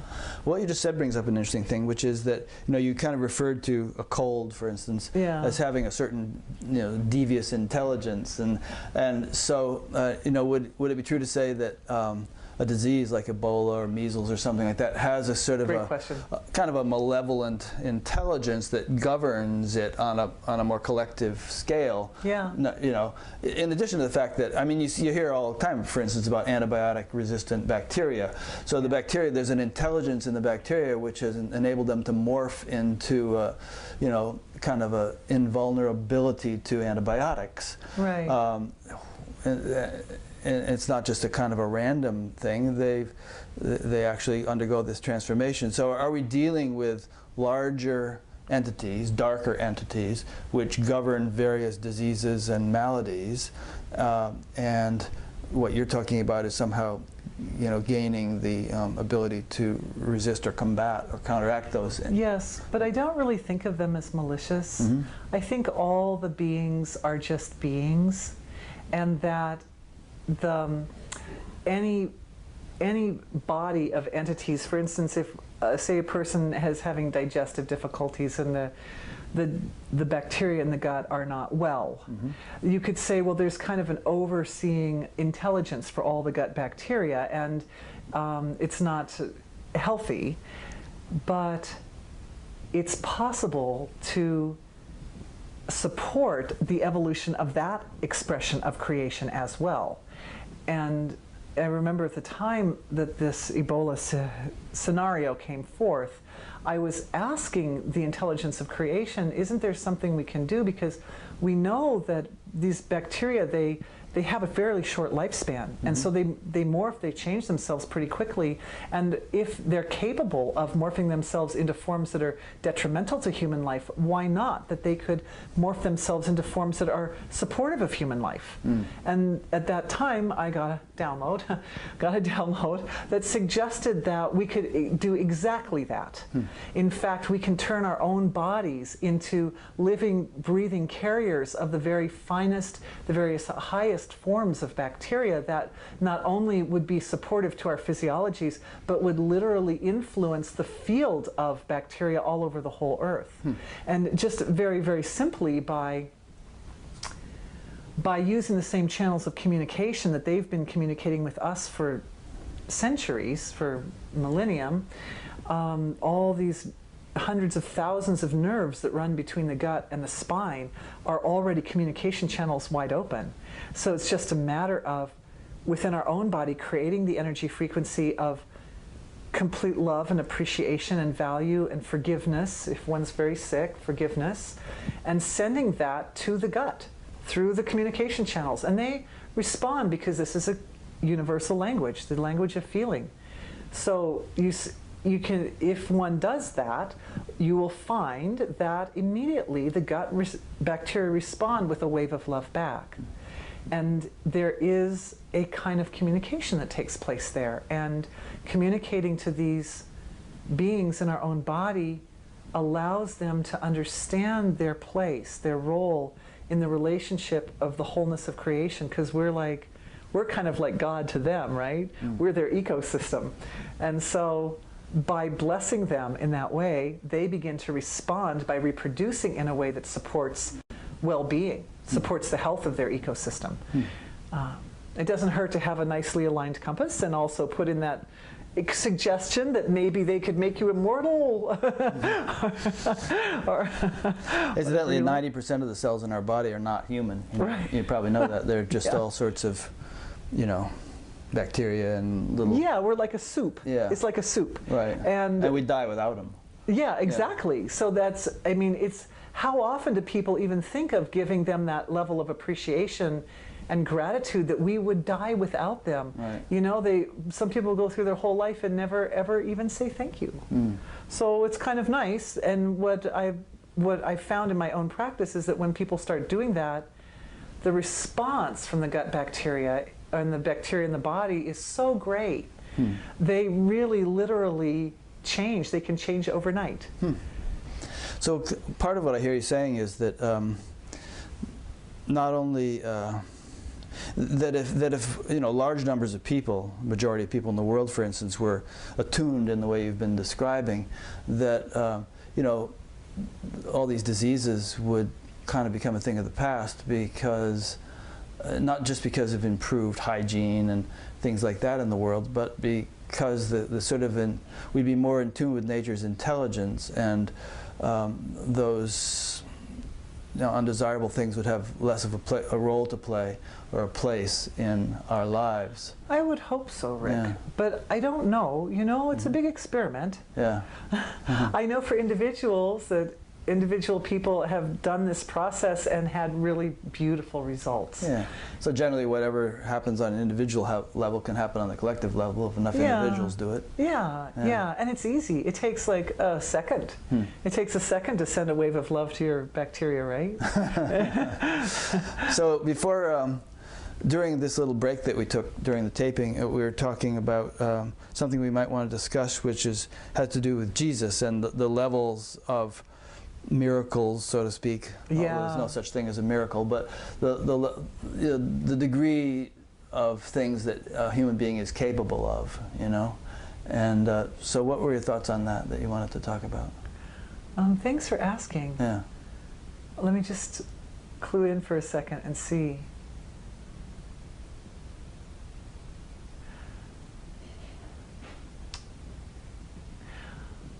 It would be really nice to be able to manifest instantly, for everyone to be able to do this. I think one of the things that holds back is the feeling that some people have the potential to do that, but I don't have the potential to do that. And, or, you know, that person's so pretty and sweet and adorable, but I'm not, you know, that kind of element there. This is my feeling, is that in the end, I think that the one, you know, that if Jesus could come back and do it again, I suppose he'd probably do it the same way, but not many people, not many souls have chosen to take that path again, because it was so horrific. You know, the death is so horrific and all that. And I'm just thinking that it's possible that the way it's going to come about is for everyone to change together. They're all going to grow together in that direction, and in so doing, it's going to become fairly normal, and people won't think of it as unusual. And I kind of look at it as if we're all computer programmers, and there are certain laws of nature that are getting activated right now that allow us to have a lot more control over the way we manifest our reality. But each of us has different interests, and everybody will manifest differently.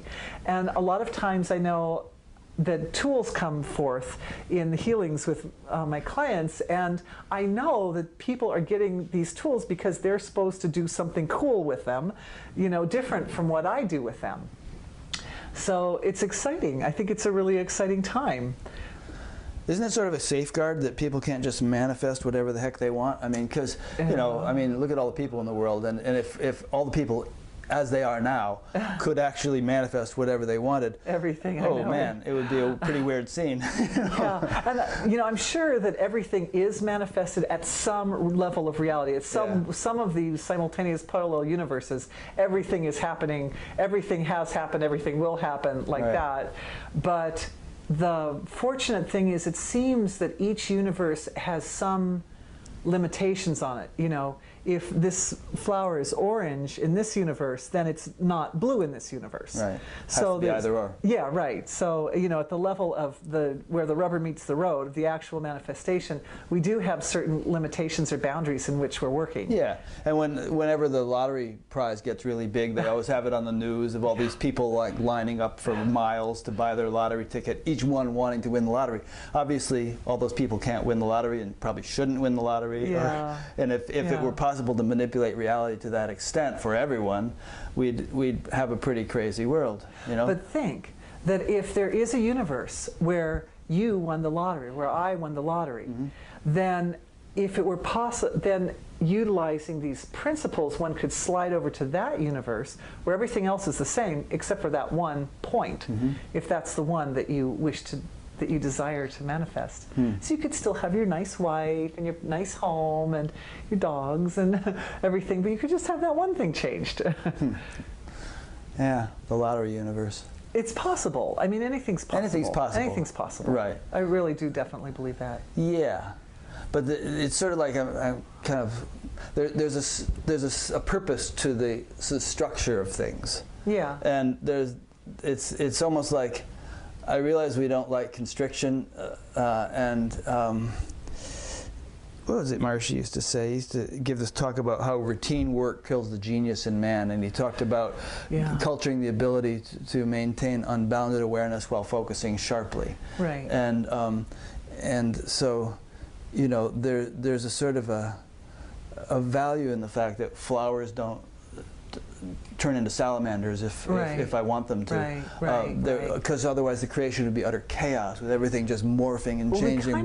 We come back to the inner compass. Yeah. You know, that the inner compass, if one would necessarily want to align it with the most high potential, the most complete fullness, Brahman totality that one could possibly achieve. And then based on that alignment, maybe the lottery fits in with that, but maybe it doesn't. Yeah. You know, maybe you get your billion some other way, or don't.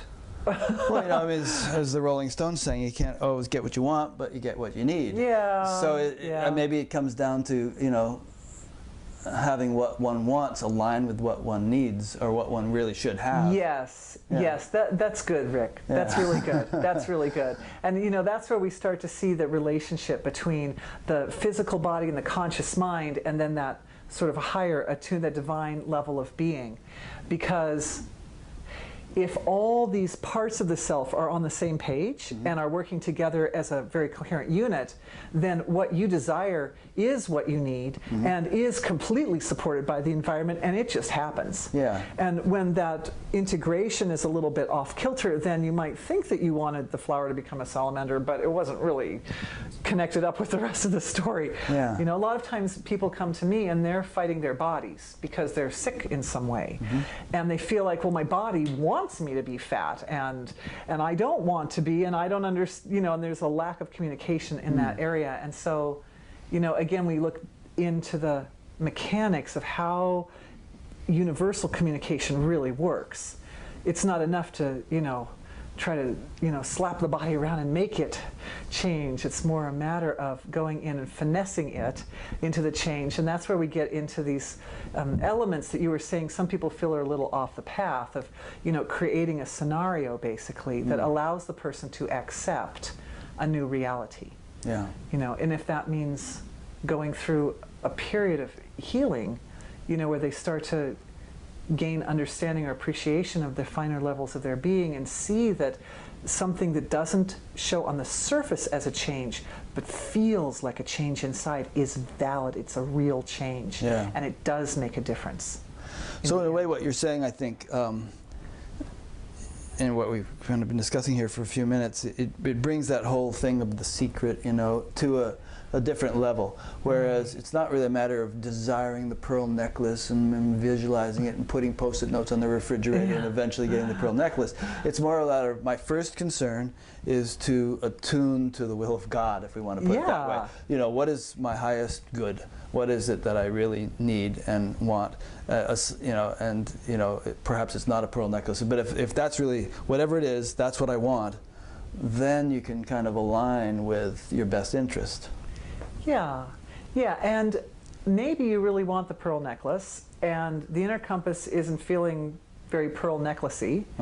So that's okay too, because that just means that there's some energetic frequency structure in there that maybe needs to be adjusted a little bit or modified to get so that the pearl necklace lines up with the inner compass and everything lines up, and then it, comes. So it might be that you either drop the desire for the pearl necklace, or it might be that the inner compass kind of says, okay, pearl necklace, I can do that, and right, that's where the up. templates come in handy. Yeah. Because the templates, they lock. It's almost, they remind me a little bit of like Legos or Tinker Toys or building blocks or something. They kind of sink in with that inner compass. You know, the inner compass is really at the very finest level of the physiology, and then those templates are more at the next level up. And they're kind of smaller and more defined, more specialized. And the thing is that there's an archetypal template, you know, for various things, say for attaining beautiful jewelry. And then that archetypal template comes in, and it has to morph a little bit to coordinate with what's happening in each individual. And it's a subtle process, but it's not an impossible process. And a lot of the viewers do experience this regularly in their dreams. What you'll notice, if anybody out there is kind of keeping track of their dreams or paying attention or noticing what happens in the dreams, they'll notice that often in the dreams, particularly those in the early morning before awakening, we structure on a feeling level what we're going to do for that day. It's often, there's specific structures.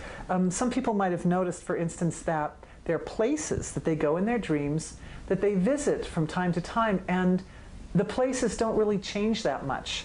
I know I've had the experience of going places and thinking, oh yeah, I remember dreaming about this place when I was a teenager. Yeah. And remembering the feeling in that place so distinctly, and it's still the same. So we think of the dream reality as very chaotic, but actually at that time, the nervous system is functioning in a way that it is actually forming these structures out of feelings, which then are carried forth into the daily activity and help form the actual experiences that we have during the day. I dreamed about coming to this interview. Yes, he dreamed about. My husband dreamed about it last week. Cool.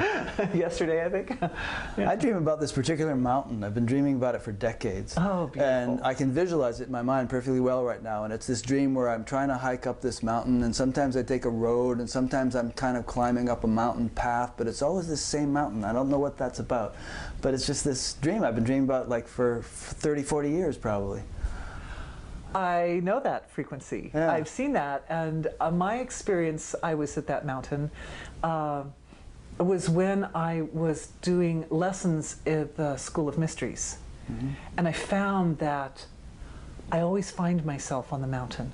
I always find myself again and again in different forms, and I feel that it's one of the forms, it's like, think of it like a course of study or a lesson plan almost, that each part of the mountain has its own gift that it gives you, and it's good that you go back and that you didn't just go to the top, okay, I'm done. Yeah. But that even now I'm picturing other sciences that I've dreamt about that mountain. Sometimes I'm skiing there, sometimes I'm hiking there, sometimes it's summer, sometimes it's winter. It's like kind of that thing in Close Encounters of the Third Kind where Richard Dreyfuss keeps messing with the mashed potatoes and saying, this means something.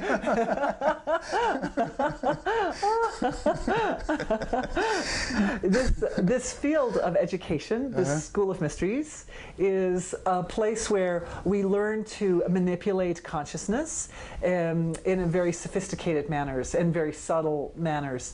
I remember times I'd be taken to like the ocean and be shown all the waves and be asked to take what I see in the waves and turn the waveform into a symphony and turn it into a musical form, and I'd have to translate across what are they called? There's a name for that where the brain is able to translate across the different senses.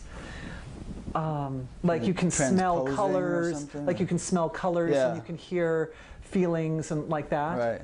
LSD experiences. There's a name for it though. Some people have it. Transmutation, or I don't know.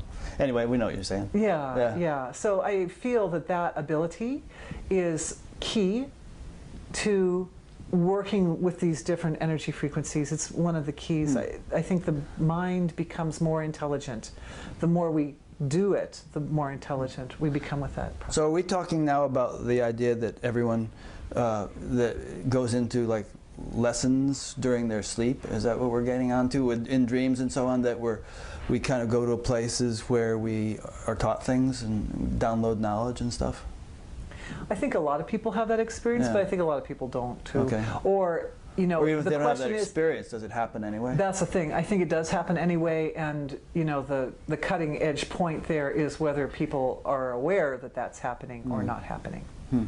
Because you can utilize that potential to the degree that you are cognizant of it. Again, awareness being one of the forms of source energy. You know, awareness, being. There's something I'm going to throw in when we start to wrap up, but before I do that, how about you from your side? Do you have things that you kind of have been thinking you'd like to say, or anything now that comes to mind that you'd like to bring into this discussion that we haven't? I've been really impressed, Rick, of the way you've been organizing this talk, that all the things that I thought about earlier, all my little templates and forms, pretty much we've touched on everything. Okay. And I don't know if I've been organizing. the thing is, from my side, I felt that I have this body of knowledge, and I thought to myself, in an interview like this, maybe a small fraction of the knowledge can come forward. And I was thinking, like, which bits and bytes, which pieces would come forward, but I really, really feel deeply satisfied in the discussion that we've had, and I feel as if some of just the richest, most luscious, wonderful pieces of information were the ones that came out, and I appreciate that so much. The archangels made me do it.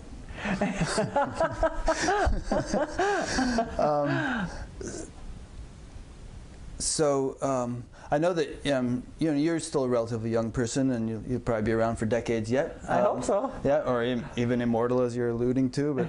But whenever, I forget when you said this original shift took place, but maybe almost 10 years ago or something, right? Yes. And so you can look forward to probably decades to go. Do you feel like things are kind of like really moving at a fast pace for you in terms of new revelations and unfoldments and deepenings and whatever we want to call them? And do you have, I mean, you've kind of probably touched upon a lot of the stuff that has unfolded. Yeah. Do you have kind of any sense of what the horizon looks like, where this may be going? Oh, that's a good question. Yeah, I feel as if it continually speeds up as well. And I know it from a feeling level.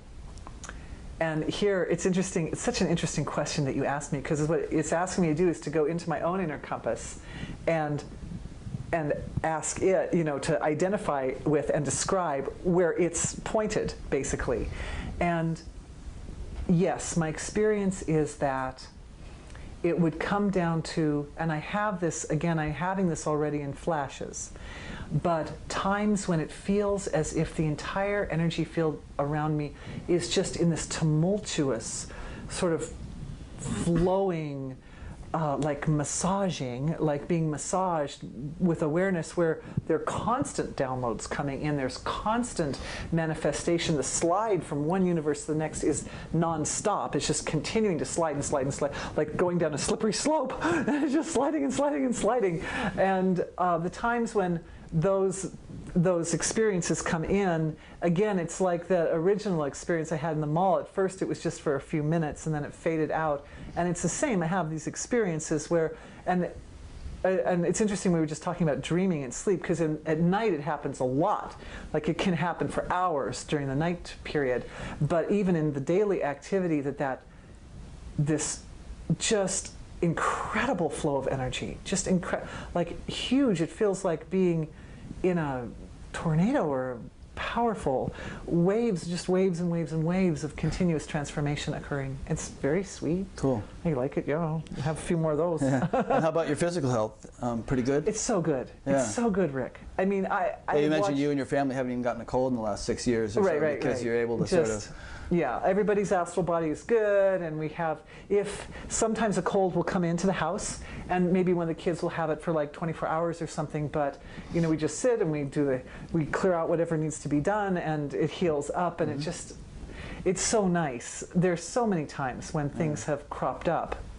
I remember one time we were on our way to family vacation, and within hours, I went from feeling good to feeling like I had the flu, and I was laying in bed, and I had a fever, and I was miserable. And my friend Nick came over, and within about 5 minutes, it was cleared, and I just like sat up in bed. I got out of bed. I'm like, okay, it's gone. What did Nick have to do with it? Well, he's my dear friend who, back in those days, when I first started out with this, I was very secretive about what I was doing, and it happened after the John Douglas experience, I think, that he and I were having a conversation. He's a monk. He was on this long course of Purusha, they call these men. And I was talking about what I was seeing, my perceptions. And he said, well, you know, he said he didn't see anything, but he knew a lot about energy healing, and he could help me use my ability to perceive to fine-tune my ability to heal. So he was coming over to our house several times a week, and we would sit for hours and hours. We would sit, and he was showing me everything he knew, everything he knew. And he'd been about 10 years on that path doing that healing work. And I learned so much from him. I didn't know Nick had. Yeah. I didn't know Nick did that. Yeah, since about 2000. He's been doing this since about 2000. Oh, cool. Yeah. And he's not on Purusha anymore, right? No, no. He's just I see him town. walking around town. Yeah. We're getting kind of personal here. You guys don't know Nick, but he's a great guy. Maybe you'll meet him on Another one of those interviews. interesting people that, you know, make Fairfield an interesting place to live. Yeah, yeah. Okay. Anyway, so he taught me a lot. And Great. there were a lot of times where I was still dealing with my own stuff. Yeah. And when my stuff got to be a little bit too much for me, he would come over and be that other eye open for me. And it was just wonderful to watch just, you know, things just clearing up. Cool. Yeah. So let's bring it back to a point that I brought up towards the beginning, and I want to kind of end with this point, and that is that you know, in the larger spiritual community as a whole, and also in the TM community, there's a tendency to sort of be a little leery of the kind of things you've been talking about today, because they're considered tangential or possibly distracting to the main goal of just self-realization, waking up, knowing who you are, and, you know, getting right down to that. And so, you know, to a person for whom that has been the goal and the orientation, a lot of the kind of things we've been discussing may seem very sort of intricate and flowery and detailed, and like I don't want to deal with all that. I just want to get down to the real nitty-gritty and, you know who I am. Yeah. And so how would you kind of tie all this together and address that concern for those who feel that way? I think it is different for everybody. And some people aren't going to need that. They aren't going to want it. But it has been my experience that in order to integrate through to the transformation at the physical realm, that it's been very, very useful to have these, as Bashar calls them, pass, what do you call them, pass slips, or like permission slips. He calls them permission slips. That sometimes in order to get from where you are to where you want to be, you need something that kind of gives you permission to move over, to let go. It allows you to let go. And so I agree, Rick, that it's not that useful to get like caught in the fairy kingdom and, you know, I just want to go out and play with the fairies all day or something like that. I mean, one can do that, but I think it's really good to keep that inner compass aimed toward the highest enlightenment, the highest form of one's own self, and then, you know, allow that other stuff to be kind of just there to augment, to make it beautiful, to make it pleasurable, to make it enjoyable. Icing on the cakes. Yeah. It's the icing. It's the icing. Yeah. It's the icing. And so, in your own case, do you consider yourself self-realized in the traditional sense, cosmic consciousness in the TM sense, or whatever? In the TM sense, I've had witnessing through 24/7 since the early 80s, around 80, I think it was 82 or 83. And explain just a little bit what that means. Okay, so Maharishi talks about different states of consciousness, that we have waking, dreaming, and sleeping. But then in addition to that, there's something called transcendental consciousness, which is the awareness of pure consciousness, source energy, pure being. And then that would be a fourth state of consciousness, because physiologically it's quite measurably different from waking, dreaming, and sleeping. And then a fifth state of consciousness is when that experience of pure transcendental being is accompanies waking, dreaming, and sleeping, so that when one is in any of those states, the quality of witnessing or pure awareness is present. And so that's also measurably a fifth state of consciousness, physiologically different from the others. Yeah. And so I started having that experience around that time. 80s. Yeah. Yeah. And when you say Maharishi, of course, I mean, he's just, in a way, giving expression to traditional Vedic understanding, Right. and they're actually ancient Sanskrit terms for all these states, right. and you know, I have a whole file on my computer of many quotes from different sages and saints of That's cool. of maintaining awareness during sleep. You know, pure awareness during sleep. Yeah. Even this in the Bible, the Song of Solomon says, "I sleep though my heart waketh." Yeah. So but Maharishi kind of emphasized it as a acid test, or you know, of enlightenment, that you not lose pure awareness during sleep, because that's not something you could fake or imagine. Right. Either it's maintained or it's not. Right. So when you're fast asleep, you know, deep sleep, no dreams, how would you describe how that is for you as compared to how it might have been, you know, 40, 30 years ago? Oh, that's really sweet of you to ask that question. My experience is that I am aware of this rich, warm, sweet, luscious love, basically. And I feel as if I'm bathing in this field of just comfort and warmth and sweetness. Even in the deepest sleep? In the deepest. That would be the deepest. Are you aware of it as it's happening, or, Yes. or kind of more as you come out of it? No, I'm aware of it as I am there. Yeah, I am throughout aware of the it. night. Yes. Yes. And does that... And there are changes. There are a lot of deep changes that occur in the physiology. And as I mentioned before, that kind of tumultuous feeling is there because it feels so safe. Yeah. You know, I feel like I'm just on mother's lap when I'm there. And it just is so nourishing to my heart and so comforting. And that's a time where I feel I can be bold. And sometimes if it needs be, then impulses to transform in certain ways can be brought in at that point. And I'm in a safe space and it can happen. So it's kind of an active state. It's not deep sleep in the sense of everything's totally shut down. It's like on some subtle level your senses are operative and stuff. Yeah. But not to be... it's interesting to draw this comparison between the thing you said earlier about some of your listening audience. They just want to get enlightened and they don't want all the fluff. Yeah. And my experience with that is that I can just bathe in that all the time during the deep sleep state. But the really exciting moments are when transformation is occurring there. Yeah. You know, the big transformations. That's, I feel, some of the best, most important work I do. The other thing that happens for me during sleep state is I often am healing people. I spend a lot of my night healing not only people, but also beings. Some angels sometimes come and different beings come and all sorts of situations. Interesting. And then also my experience is when that's happened, that my dreams shifted a certain degree, because sometimes I still have dreams that are very concrete, but often I would go through hours of dreams that were very abstract. They were like abstract paintings or something, where it was just movements of colors and forms and feelings all just sort of mixing through. And that was a kind of a dream state that I hadn't been aware of prior to the inner wakefulness all night long. That's interesting. In a way, I mean, as you were speaking, the phrase came to my mind, okay, I've got this, now let me do something with it.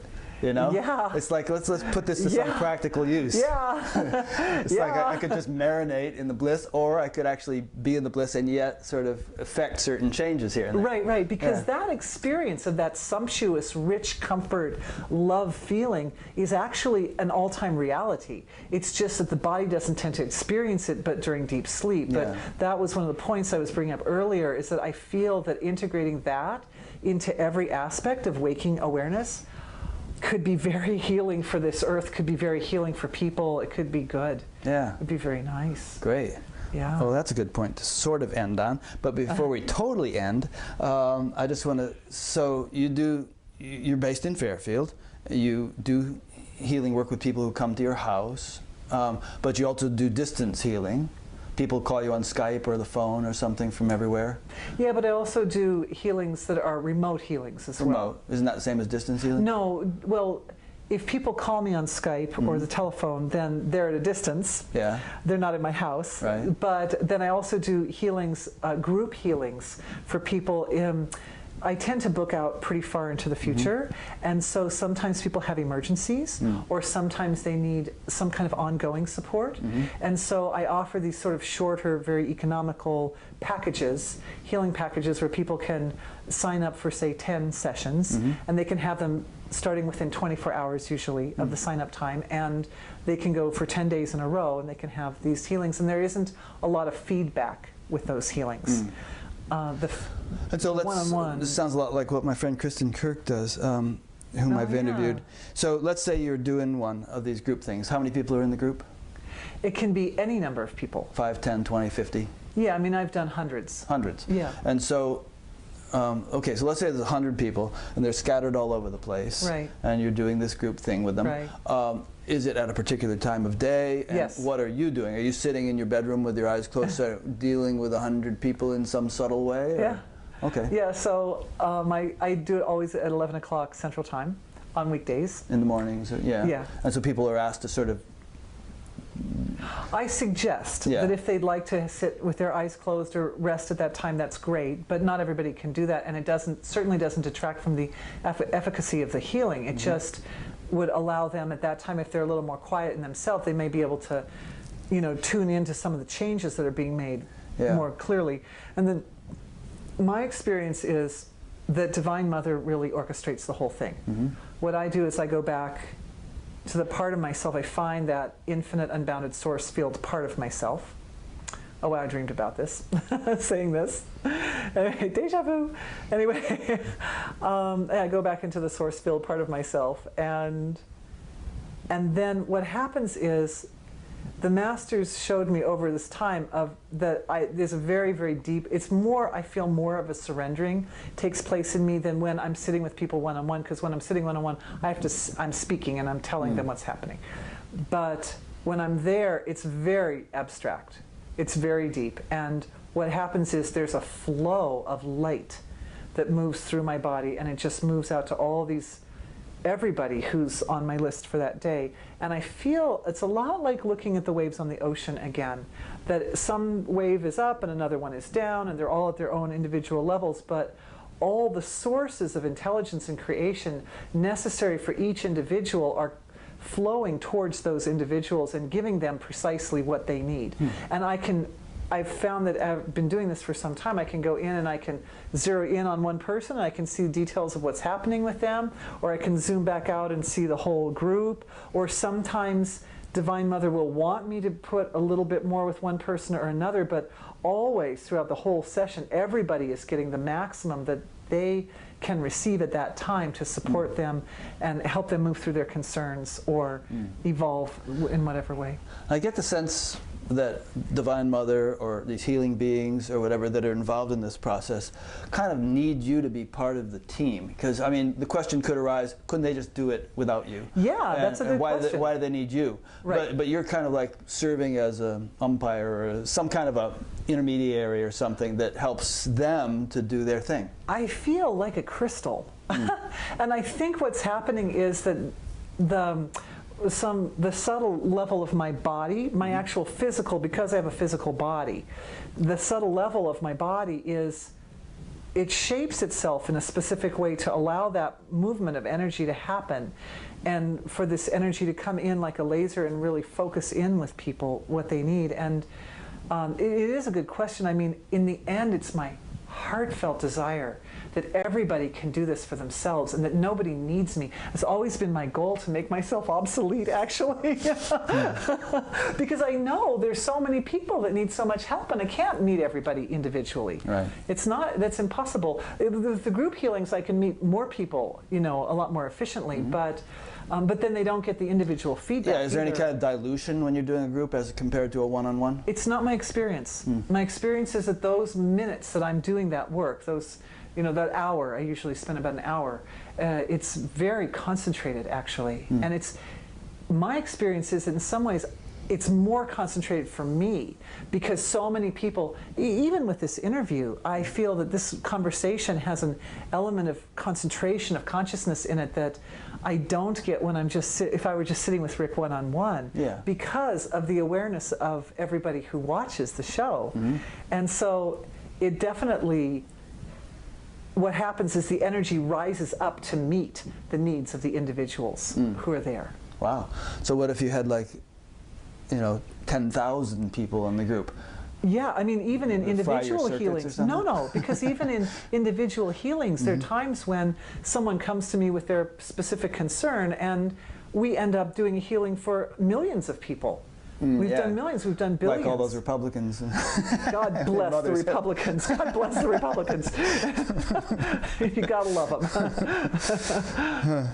Would there be any value in your going places? Like, let's say people are watching this and they think, whoa, I'd love to, if she gave a retreat, and I'll organize one in Sebastopol or something like that, and it'll get 100 people there. Would that be something that would be good that you would like to do, or would you just as soon stay in Fairfield and do this remotely? And I think if it's meant to happen, it would be good to happen, but I'm not trying to make that happen. Right. If somebody else who's watching this thinks this would be great to have this lady come, yeah, I'd be open to doing it. I mean, I do have 3 children. Yeah. And he's busy. He's kind of a busy One's in home. college, one's a 15-year-old daughter, and yeah, my daughter's 13, and then I've got 2 sons in college, and one of them is getting, dare I say, online, getting married soon. So we've so got that stuff. Yeah, a lot of family, and my mother and my old aunt, my mother's sister so are you both don't want to be here. bopping all over the world necessarily. Yeah, I mean, I don't mind going and visiting places. I think that would be really nice. But and I wouldn't mind going for a retreat for a weekend here or there. Yeah. I mean, my husband and I have even discussed the idea of maybe once a month doing something somewhere, which could be fun. And I think my kids are old enough that that would be doable. Yeah. So I mean, previous people I've interviewed have gone from relative obscurity to, being kind of overwhelmed, or at least at the very least, being invited to go all over the place, to that's really Alaska, nice. Mexico. See, I totally trust Rick. I just trust that what is supposed to happen, that's what'll happen, and that I'll have the resources to meet that somehow. Well, they'll provide the resources if you were to be invited to do it. I mean, financial but resources. I meant time resources. Time resources. I Right. would have the time resources. Yeah. What I'm working on right now, in order to reach the maximum number of people, is I'm actually creating mini courses in energy healing to go on YouTube. I just started a YouTube station. It's called Distance Energy Work. We'll link to it from. We'll link to it. And I thought this would be a good way to reach more people. And as I said before, because my goal is to make people self-sufficient in their own process, that the principle is that I would provide through the YouTube courses, both under intellectual understanding, but also coordinate with healings for people, so that they could have the experience of the healing and then also the understanding of the mechanics of what was happening during that healing. And by going through that step by step and creating courses that would target specific concerns, I see patterns. People come, they have heart trouble, or they have depression, or they have they'd like to improve relationships or whatever. So do courses on the various topics so people could just go in and they could zero in on their particular concern and get the information specific for that. Do you have a thing on your website where people can put in their email address and be notified of things? If not, you might want to do that. No, I don't have that. Because, we're doing this now, but then people, a year from now might have more or less forgotten this interview, and so if they've got on some kind of notification list, then when you develop new things, you can let them know. Oh yeah, that's a good idea. Yeah. Thanks. Okay, good.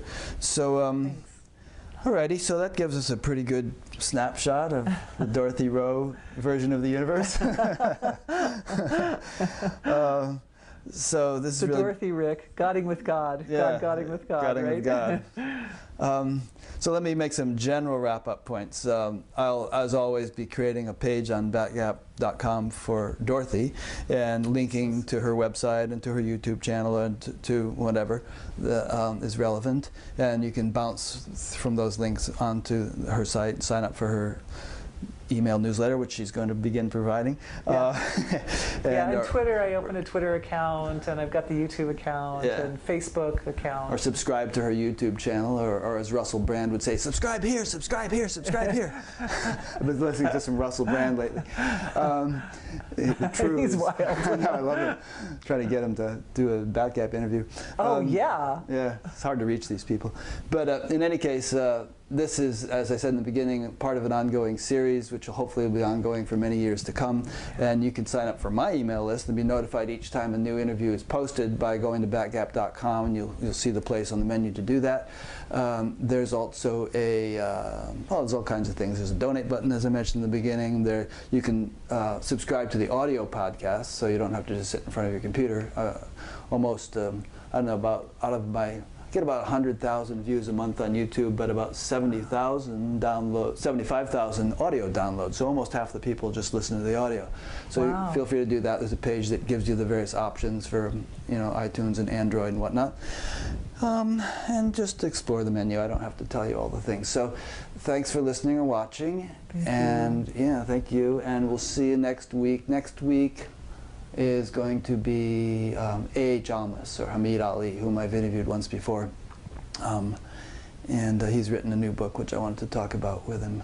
And we're actually going to try something. Of course, if you're listening to this a month from now, who knows what may have happened, but we're going to try something where we're going to live stream the interview on Skype, in addition to recording it and saving it. But that way people could actually send in questions during the interview. Oh, nice. And I have a fellow who's going to volunteer to field all the questions and then just send me 2 or 3 of the best ones, and nice. I'll ask them at some point. So if that works out well, we'll start doing that as a regular thing. Rick, that's so cool. Yeah, it'll be fun.